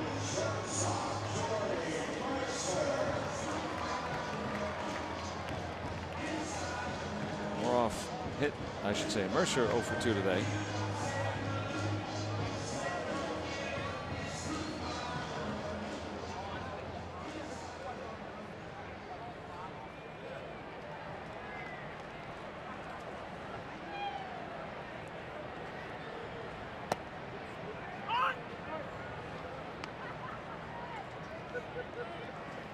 Martinez has thrown as many as 118 pitches in a start this year, so if he stays effective, Cardinals may ride that out a bit longer. His spot isn't due up until 5th in the 8th.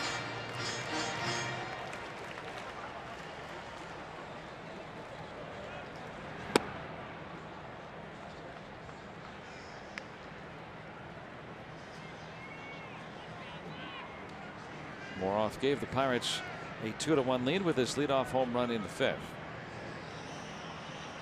He'll be next.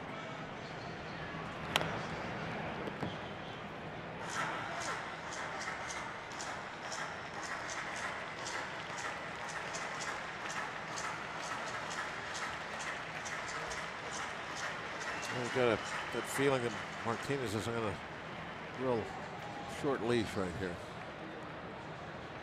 Yeah, now if he's ineffective, usually this point of the ball game. And he knows it, I think, going out there. You're warming up, you kind of look over your shoulder at that bullpen, you see 2 guys throwing, hey, got to get him out quick. He did not get out Max Moroff last time, and Moroff with his first major league home run, flying off the right field pole, gave the Pirates the lead. Cardinals came back to tie it, like you mentioned. Carlos Martinez with a 3rd of 3 singles off Trevor Williams, who went 5 2/3 today, 10 hits. Kept it to 2 runs, pitching to contact, got a couple plays behind him, but will not factor in the decision.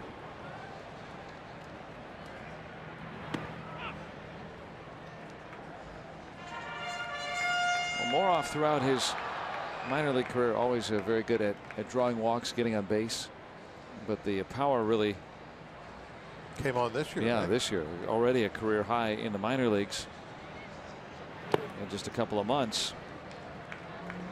So that's the intriguing part, is he's not just a good glove and maybe a high on base no power guy. Now maybe he has more power. Now looking at his size, he's probably never going to be a big home run hitter, but you know that there is some pop in that bat, what he did this year.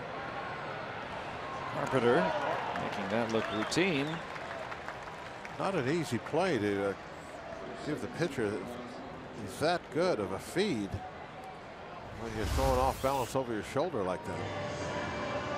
Nice play by Carpenter. All his time at second and third base, I'm sure, helping make a play like that. Right on the money. He's been a valuable player in terms of moving over wherever they need him. Kind of the Jay Hay of the Cardinals. Yeah, through the he years. plays a lot of different positions. Always a quality hitter. Pirates still looking for their first hit since the Moroff home run. I kind of feel like that's kind of a popular position nowadays in baseball. Guy can play several positions. No doubt. But he's an everyday player, but he plays several positions. Ben Zobrist comes to mind. He might have been the prototype of that. Yeah, he's now settled in for the most part. But in his days with the Rays.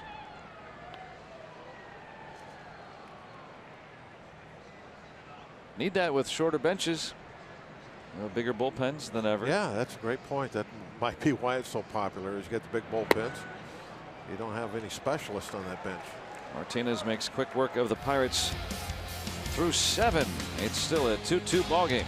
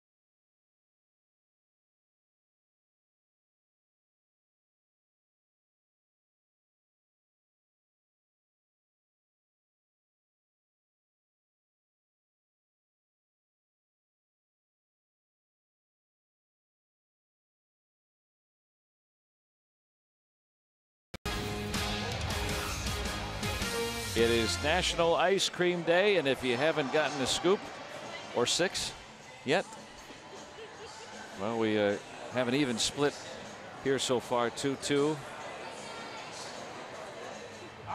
Yeah, and everybody, that is the best invention at a ballpark, I think. Of all the foods that have come up over the last couple decades. The batting helmet bowl. The batting helmet scoop of ice cream. Because then you get a souvenir after it as well. And there's Scott, who came through. He's got the it's on this hot day. He's got an ice cream store out in Elwood City. He brought over a lot of ice cream for all the crew. Very thoughtful, Scott. Thank you very much. It looks like he's by the oven door or something. Look at the shimmering heat back there. Good day for ice cream. Troy is always got the UV blocker up. Yeah. Troy had to. Yeah, that's smart. That's smart cameraing. Got a cone, right? How do you like the ice cream? Do you like it in a cup? Do you want it in a cone or waffle cone? Do you want variety. A cake it's cone? got to be. I'm not one way. Variety is fine. Just whatever you take. What's your flavor? If I had to have just one ice cream, you've got me boiled down to just one. I just give me the basic chocolate ice cream. Chocolate ice cream. All right. If you just had one with the basic vanilla coming up next, but if I got vanilla, that's the one you got a doctor. I thought you'd go with coffee ice cream. Vanilla is kind of like the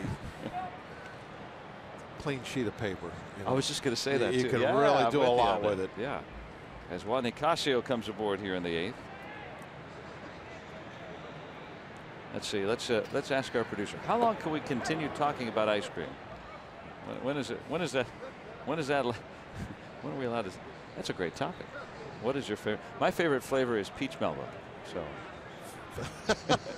you can't have a favorite as peach melba. That could be one of the kinds you like, but that can't be an all-time favorite. I probably haven't seen it in a while. No, probably my favorite one is graham cracker flavored ice cream. What about in Philly, the Grand Slam? Yeah. You told me. They got some here. A local ice cream place has a version of it I enjoy very much too. Graham cracker flavor. Not peach melba. I was just trying to see if I would react to it. Yeah. I did. You got a reaction. Although it is delicious, but it's hard to find. Molina deep out to left. And it sneaks out of here. Yadier Molina, who homered in the All-Star game. That's the first home run Nicasio has allowed this season. And it gives the Cardinals their first lead of the day. They're trying to throw high fastballs by him. Now, Williams was able to do that a couple of times. He got the ball in.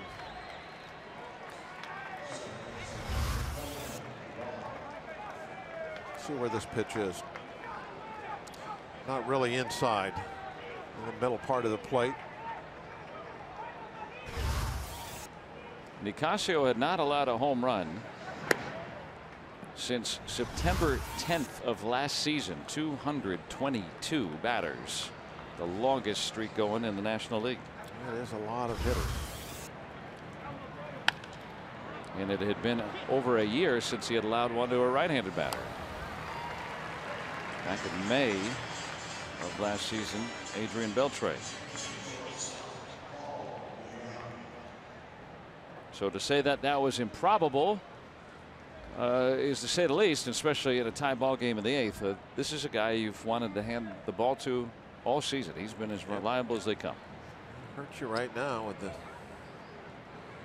wanting to try and get as close to the Brewers as you can. Just before we went to the break last time, we were talking about the urgency of winning games during this homestand. And the team feels it. It's there's a big difference in going into the trading deadline at 4 or 5 games out than 10 games out. Oh, right. As to what your game plan will be, and under 500, whether you're a buyer or a seller. So that's why this urgency is now.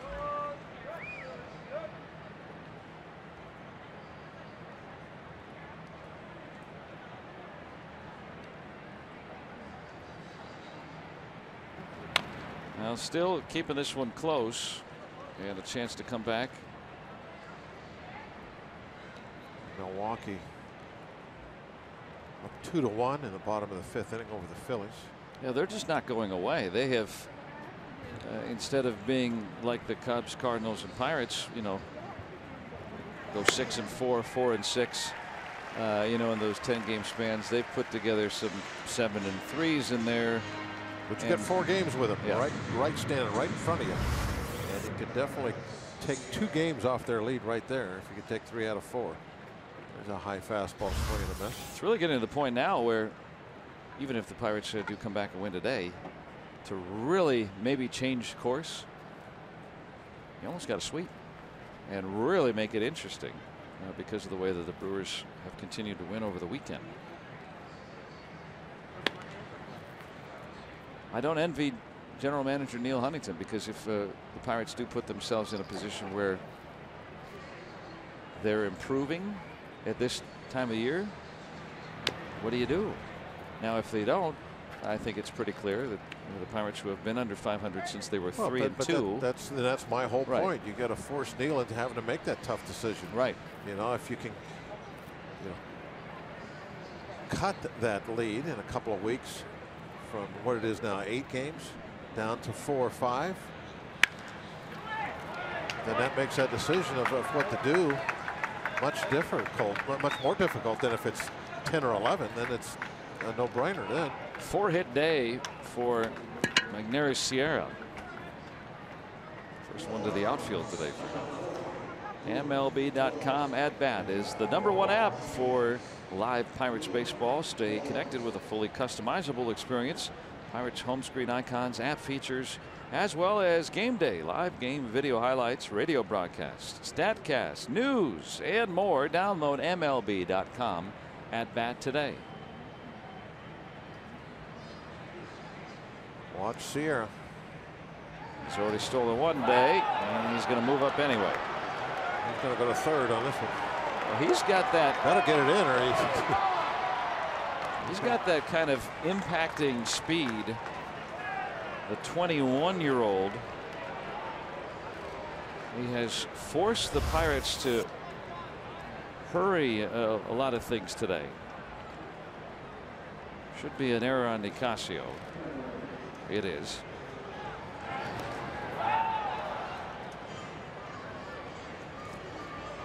Now the Cardinals in danger from the Pirates' perspective of falling behind a pair here after Juan Nicasio allowing first home run in 10 months.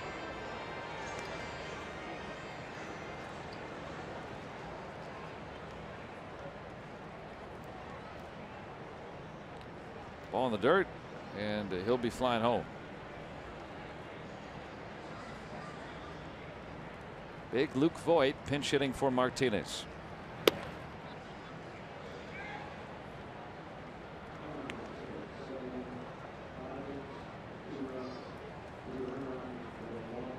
Got to keep it at 1. Pirates have been run starved, with pretty much the exception of that Bell home run in the 9th inning. Cardinals have had a good year pitching. And with Rosenthal and even though was touched in the first game of the series, still a difficult duo with which to deal.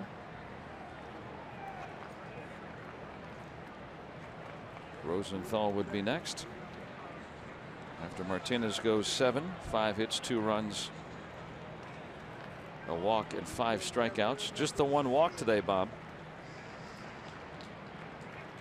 He didn't make that an issue. No, he didn't. We definitely got the good Carlos Martinez. I mean, that was one of the things that you were kind of hoping for when you saw what he'd done the last couple of starts, was that maybe there was something going on that we could work with, but it didn't happen. Yeah, 10 walks his previous 3 starts. Now 2-2 on Voit. As his size may suggest, has some power.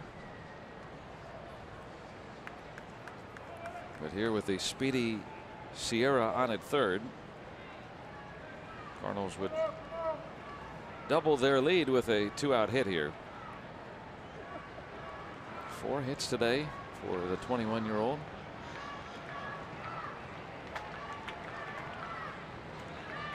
First one that went to the outfield. Moved to third on a throwing error.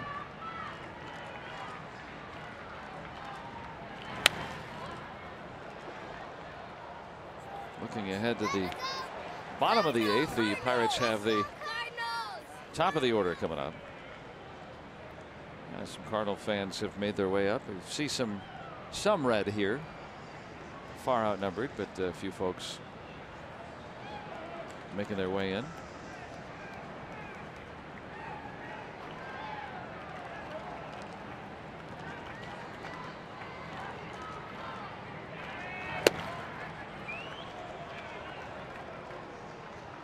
Full now on Voit with Matt Carpenter due up next.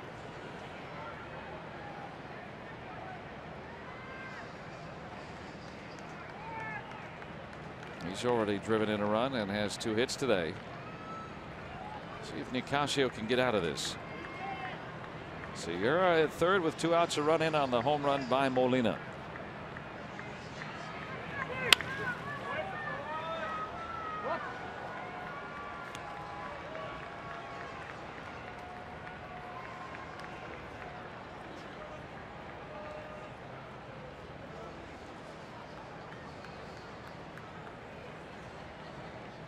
For Nicasio to stay in the game, I think he needs this out.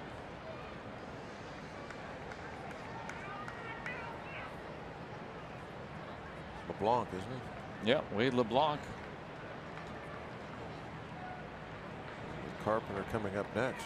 Probably make that move. Yeah, Carpenter only hits 190 against lefties. There he is. Lucky number 13.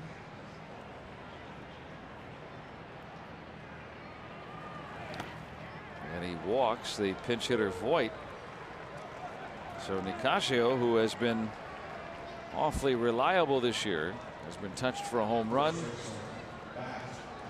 Has given up a subsequent 2-out single. And now a walk.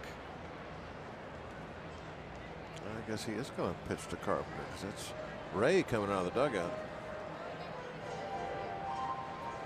Now Nicasio much improved against lefty batters this year. That was a sore spot for him last year, but this year the slugging percentage against is half or less than half what it was last year, so much improved. Well, Carpenter is no ordinary left-handed batter.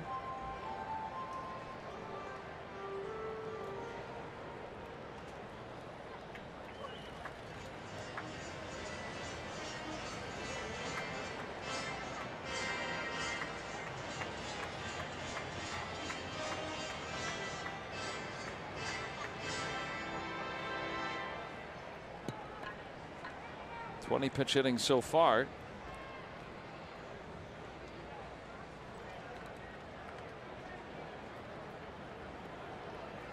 Carpenter with a 2 for 4 afternoon. 3 for 8 lifetime against Nicasio.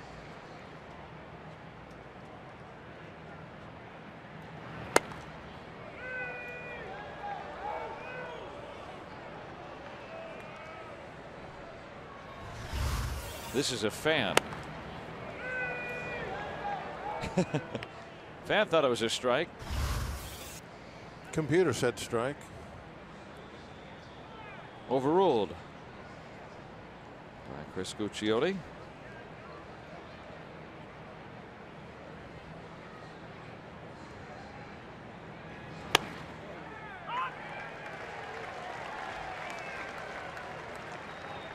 Computer said ball.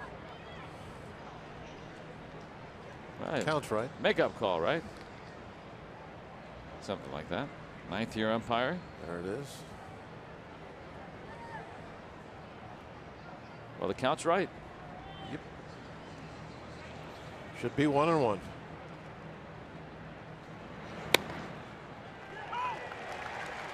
Right again. UPMC Sports Medicine strike zone.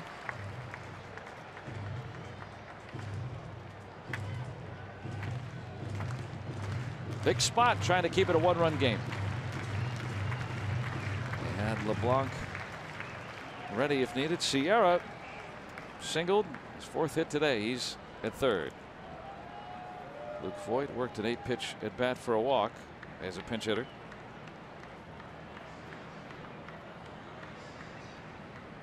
One-two, and Carpenter strikes out. So Nicasio allows the homer, but that's it. And now the Pirates send up the top of the order, down 1.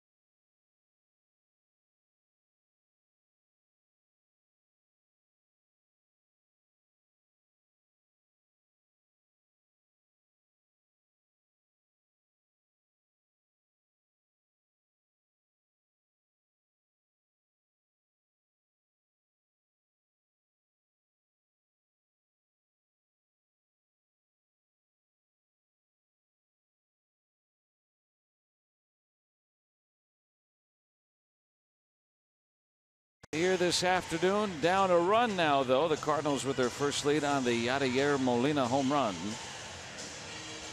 And our Cricket Wireless attendance for today, 29,247. A nice assembly here on a Sunday matinee. Hazy sunshine and hoping for the Pirates' third straight series victory, but they've got to come from behind here late. Molina with the home run.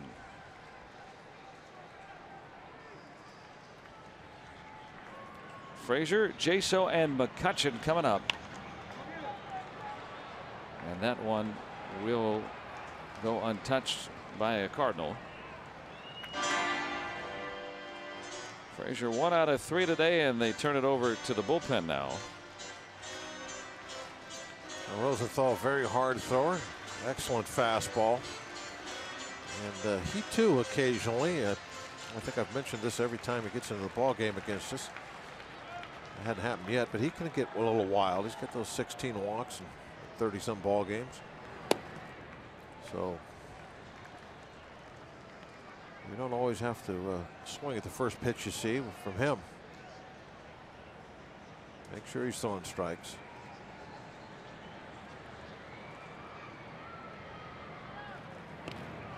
Oh, that hit him. That had to hurt. Well, maybe he hit him in that shin guard, perhaps. And kind of a dull thud to it. But a tying run is aboard. And look at the lowdown. Cubs right now with a 6-0 lead. They have done a number in Baltimore.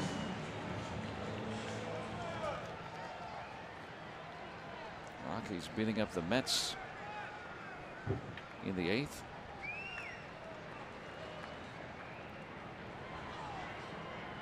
Frazier with good wheels.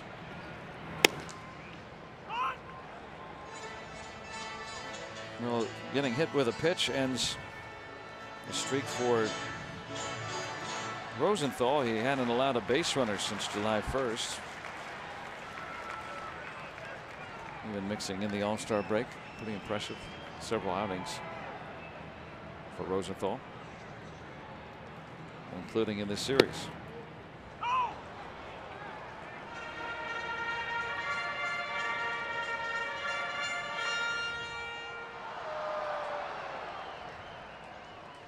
Phillies up 5-2 over Milwaukee now. How about that?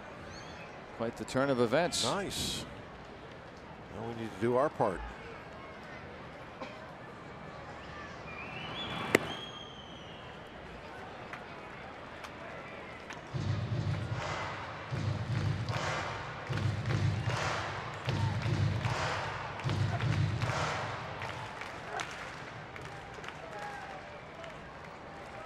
One and two now. We could pick up a game on them this afternoon.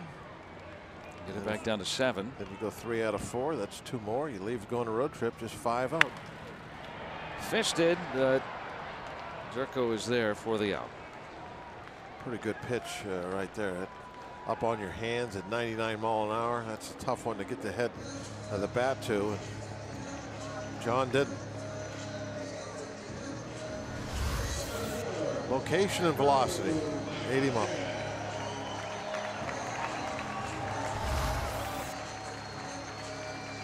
Rosenthal has returned to form in the past few weeks. That had him as that very difficult to hit closer of the Cardinals for many years.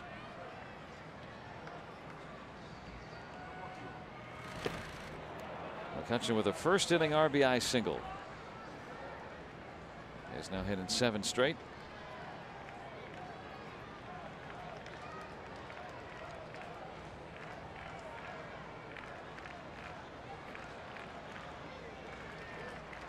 Got Frazier aboard at first with 1 out. He's the tying run.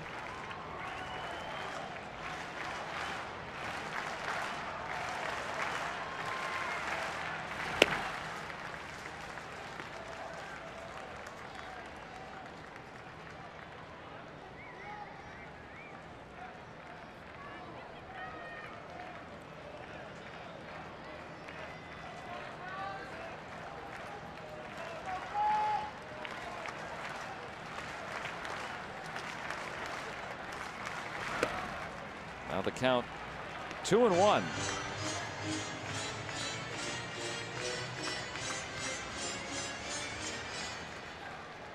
Rosenthal doesn't allow you to just sit fastball. You got to keep other things in mind, or do you just stay fastball? You can't. And react to the off speed. Yep. Because how else are you going to catch up to 99, right? Absolutely. I mean, anybody that has an overpowering fastball, I mean, you can guess on them, but if you're wrong, you got no shot. Yeah, it's over. Yeah, if you're wrong, you don't even get off a swing. Not even a late swing.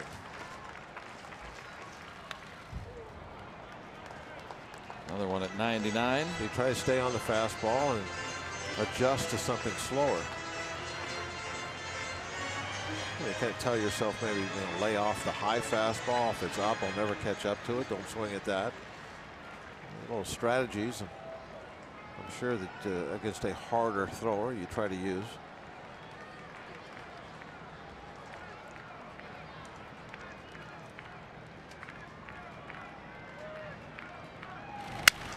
Broke his bat.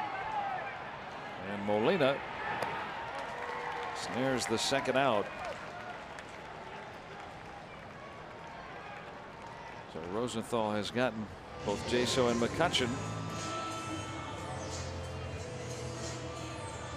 And Pirates Charities Night on AT&T Sportsnet coming up on Wednesday, August the 2nd. And you'll have the opportunity to purchase backpacks filled with exclusive Pirates merchandise and autograph items as you join Pirates Charities in supporting children and families impacted by cancer throughout our community. Learn more at pirates.com/charity night. Worthwhile cause and a feel-good night to help our neighbors. August 2nd. Josh Bell carrying a 7-game hitting streak. 0 for 3 though today.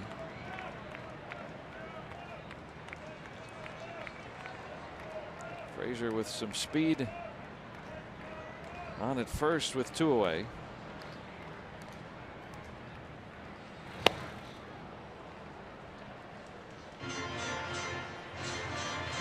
Taking that big swing. He's trying to drive it somewhere to get that tying run in. He's on pace to hit 30 home runs this year. Why not? He's moved to that cleanup spot pretty much every day now. Cardinals playing very deep. They're trying to prevent any kind of an extra base hit.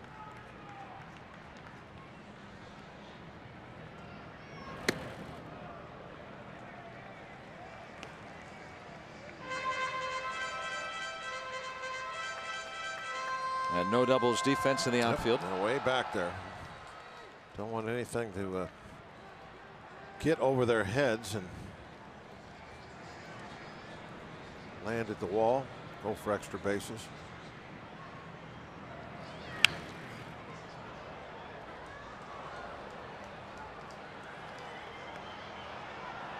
Two and two now to Bell.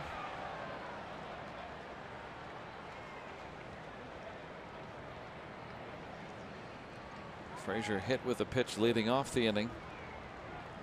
And the lefty Brett Cecil, who's got a long scoreless streak going. He's there and ready if it gets down to Polanco. Cervelli would be next.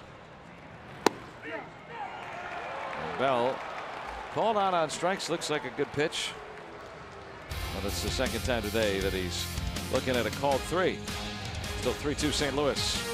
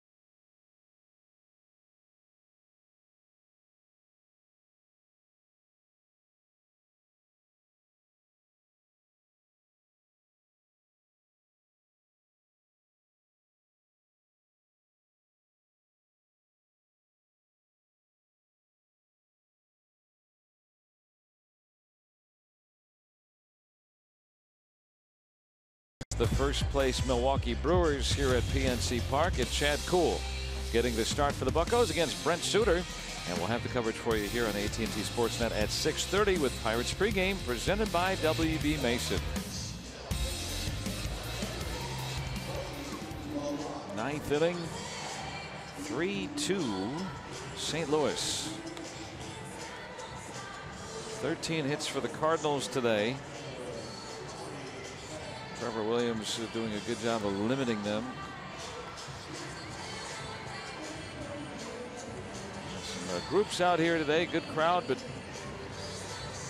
after getting shut out yesterday, Pirates winning the first game of this series, starting to elicit new hope again that the Pirates had won 6 of 7. Feel like they had to. They're starting to have the opponents surrounded. They certainly did what they had to do in that road trip leading up to the All-Star break. Had to go and win 5 out of 7, and they accomplished that mission. And the same thing got transferred now to this homestand, and this game here a big part of that. Wade LeBlanc's numbers. So a rundown. LeBlanc is the choice. Pham, Fowler, Jerko. Fourth reliever for the Pirates. Williams went 5 2/3 today. Pitched pretty well. Scattered 10 hits, 9 of which were singles.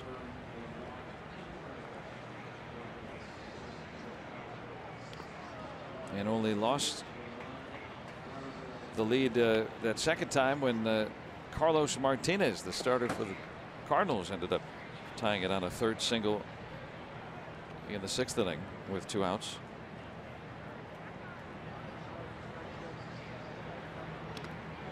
Yesterday we were talking about it. If the Pirates could win, they would leapfrog over the Cardinals. If the Cardinals hold on to win today, they will gain 2.5 games of separation over the Pirates. The Cubs ahead of them, and then it's the Brewers. So you sit in 4th place. That game's back number, it feels even more distant, because now you have to also beat 2 other teams just to get to the point where it's you and them.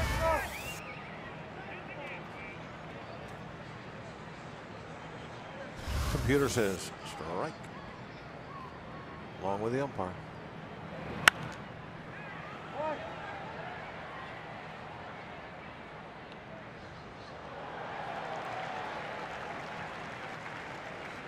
I wonder if they ever went to a computerized strike zone. How's that going to work logistically as far as making the call to where everybody knows what it is instantly? Well, I think you'd still have a home plate umpire there for plays at the plate, and then you could have a button light up for each color, or something like that for ball and strike. Chris Guccione. No, but I mean, how does the players know ball and strike? Now they know it instantly. Oh, but how would you know it instantly then? The umpire would make the call just like they do today, but they would just go off the computer. They would have it in front of them, maybe on the ground or something. Foul territory there. I don't know. That's what I did. My idea would always be. I don't know. I don't know how they would do it. A couple of different colored buttons. That's a rare error from Jordy Mercer. Just 20 errors total in the last 3 seasons. There's one shortstop in baseball that has 20 errors this season alone. So I mean, just to give you an idea of how rare that is for Mercer to make a miscue like that. Ball stayed down on him a little bit. Didn't get the high hop, got a little soft spot.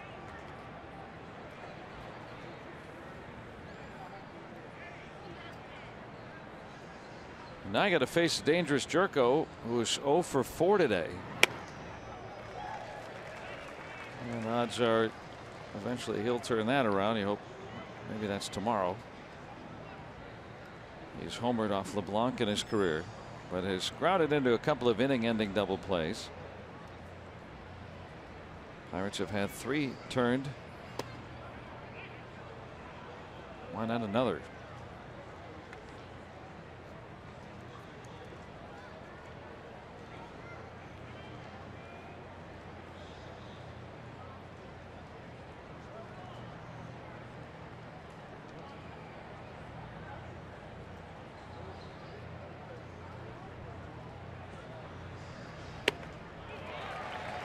Home run type cut on a ball right down the middle.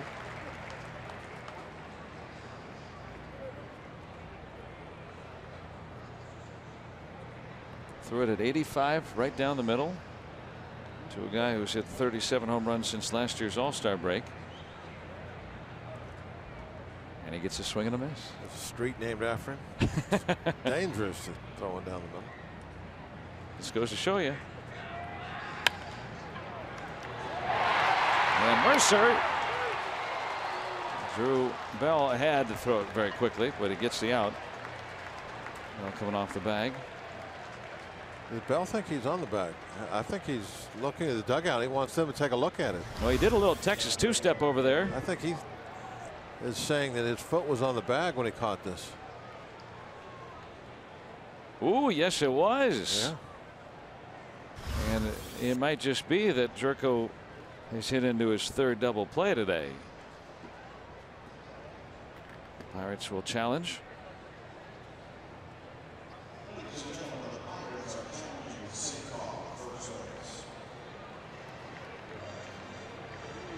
Fowler perhaps caught too far off. Some nimble footwork by the Irving, Texas native. Our Allegheny Health Network Supermo. The throw could have hit Fowler in retrospect. Sure looks like they're going to overturn this one. Yeah, Bell. Look at the do you see the little kid behind the umpires? They're watching it on the scoreboard in the ballpark. Now the umpires here, once it's challenged, they have nothing to do with it. Ball's in his glove, foot's on the bag. I mean, it has contacted the interior of the glove. You can see the ball right there. It's in there. Yeah. Heck of a play. Mercer to Bell. They get the double play, erasing the error. And now the Pirates have Cervelli, Polanco, and Mercer coming up in the ninth.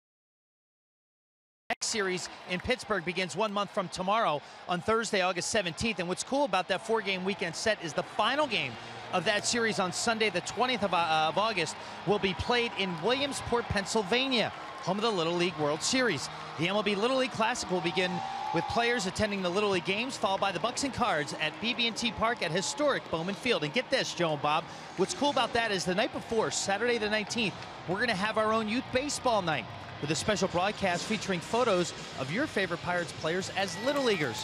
Right here on AT&T Sportsnet. It's going to be a lot of fun. Youth baseball night right here on August 19th, guys. Well, thanks, Robbie. And here a one-run game as we start the bottom of the ninth. Cervelli, Polanco, and Mercer due up against Brett Cecil, who is being asked to come on and try to save it. Not Soon Hwan Oh. It'll be Cecil. Now, we got Polanco due up second.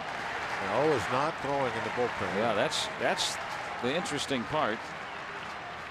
O, who has allowed 11 runs in his last 13 innings, and blew the save on Friday night. And Cervelli is going to get aboard. The tying run is on to start the Pirates' 9th inning. DeYoung got a one hopper. If he comes up with it, it's going to be an easy out at first base, but all he could do was knock it down.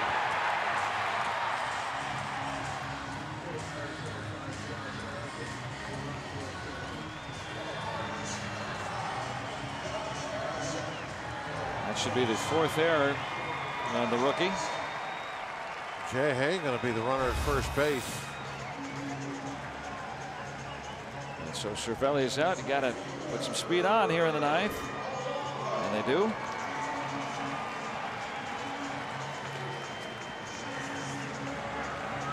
Harrison representing the tying run here with nobody out in the 9th. Pirates came back and broke a tie game and won in the bottom of the 9th on Friday against O. Polanco in the month of July 4 for 7 against lefty pitching. So he has improved lately again.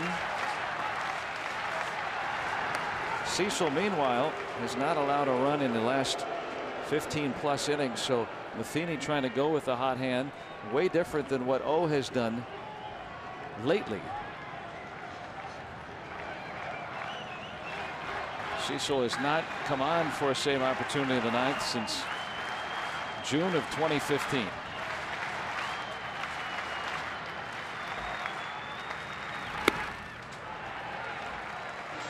Ball 1 to Polanco.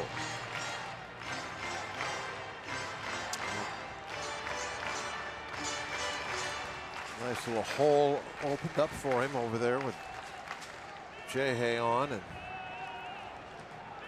of course a ground ball through that hole puts Jay Hay all the way to third base with nobody out. Riley caps are on. Outfield playing deep, no doubles. That was the same hook one.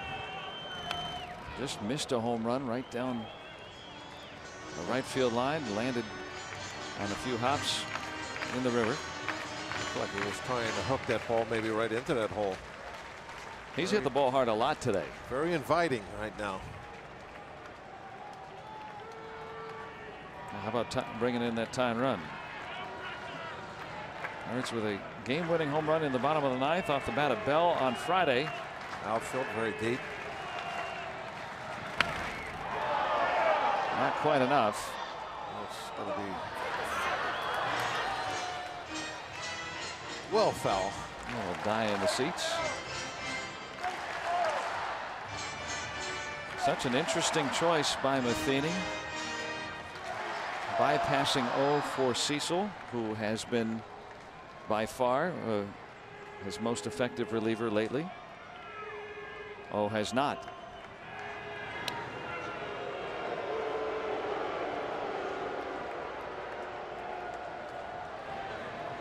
Cecil and no activity. I mean, it's no O. It's Cecil, who has briefly been a closer before in his years with Toronto. He's had 11 career saves. Has not been in that role in more than 2 years. Weak swing. Productive out if it's an out, and it is. Nice little pickup at first base. But throw one hopper. Pirates now have the tying run in scoring position. Wasn't that ground ball in the hole I was hoping for, but this will work. This little check swing. Cecil did his best to throw that one away. Carpenter able to dig it out.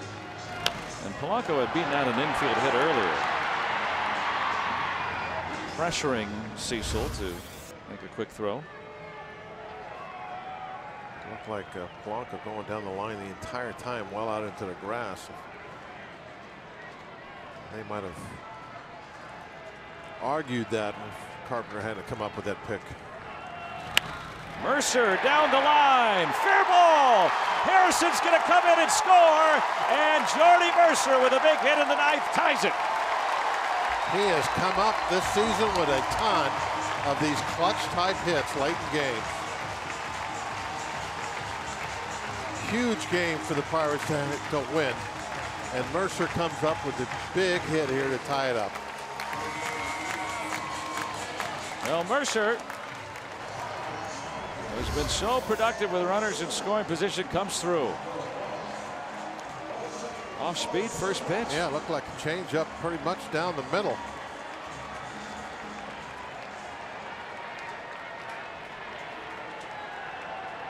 You know, Mercer's not a big pull hitter to where you'd be thinking, especially in a situation where all he's trying to do is hit a single. I mean, he's going to spray the ball all around. So first pitch change up to him. I got to question that a little bit. Mercer's been swinging the bat better against lefties again. Now, if you got a big guy out there that's trying to tie the game up with a home run or something, yeah, sure. I see that. Osuna, the pinch hitter. Mercer cannot advance. And that's the second out. So Osuna put out. Harrison tying the game, scoring on the Mercer double.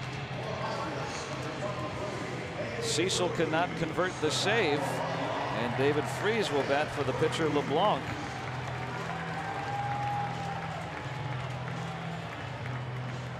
Freese will be bypassed here. Intentionally walked with the winning run in Mercer at second. And they'll rather face Adam Frazier. Freese very good against lefties. So is Adam Frazier. 350 lifetime.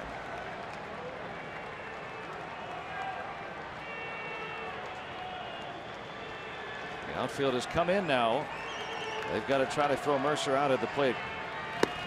And they're not worried about a double. They could care less about that. If it's in the gap, that's going to win it. Frazier, a chance to be the hero. The Pirates have tied it in the ninth. Mercer, the winning run at second. A ball and a strike. Frazier has never hit a game-winning home run, and Rivero getting ready in case we have a 10th inning.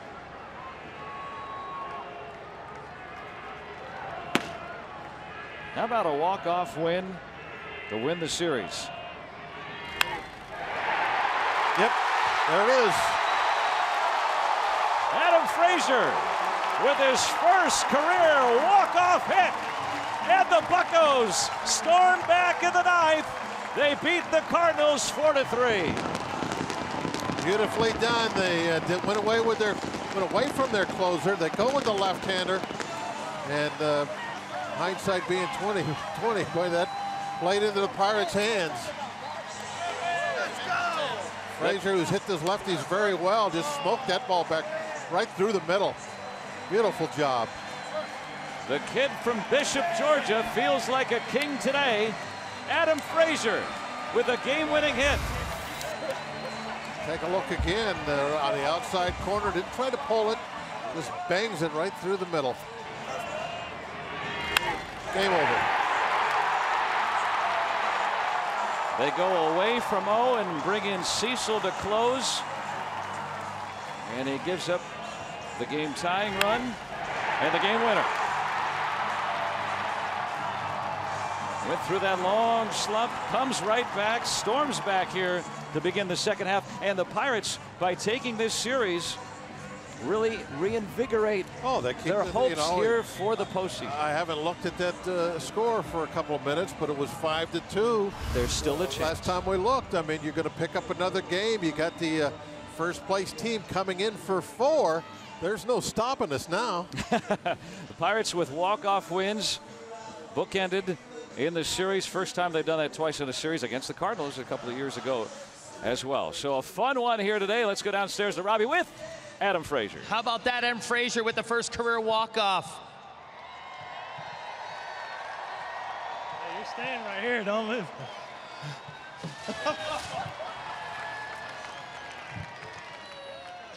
Is it really necessary to pull me closer when that happens? Hey, you gotta get some too. So here's a towel for you. How much of the at-bats, really good ones that the guys in front of you put up in the ninth inning, how much did that help with you? How much did that lead to you getting the game-winning hit? That was huge. Cervelli starting off the inning right there, getting on base. Mercer with a big knock right there. You know, just give me a chance right there to get it done for us, and I'm glad I could do it. It's been such a weird season. A lot of ups, a lot of downs.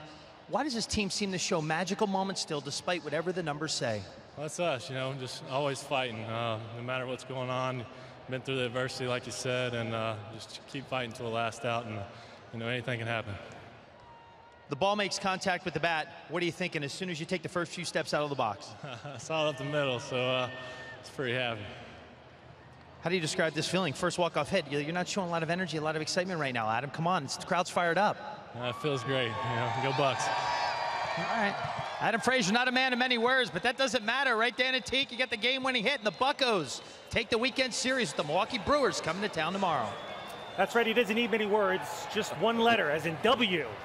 It's exactly what the Pirates were looking for this weekend by taking 2 of 3 from the St. Louis Cardinals. And Teak, a huge boost of confidence for the squad as they get ready to take on the Brewers for 4 games. But also for Adam Frazier, a huge boost who's looking to bring that average back up.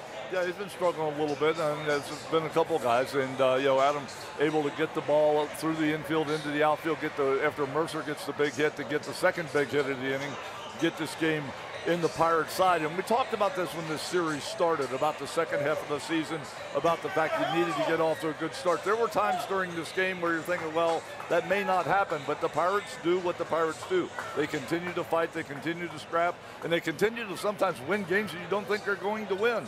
And you know, it's a good way to go into the Brewers series. Now we know how big it is. The Brewers have a considerable lead. We need to get, you know, a good chunk of that knocked out of there. No better way than come out with, you know, a win like this off of a winning series to put the Pirates in position to play well against the Milwaukee Brewers. Adam Frazier with a career first walk-off winning hit, if you will. One of many firsts this afternoon. We'll get to all of them as we bring you Clint Hurdle's post-game comments. You'll also hear from the Pirates clubhouse as they talk about today's thrilling victory. Extended highlights, analysis from Kent Colby, out-of-town highlights, and so much more coming your way from PNC Park as Pirates postgame presented by Allegheny Health Network is right around the corner, right here on AT&T Sportsnet.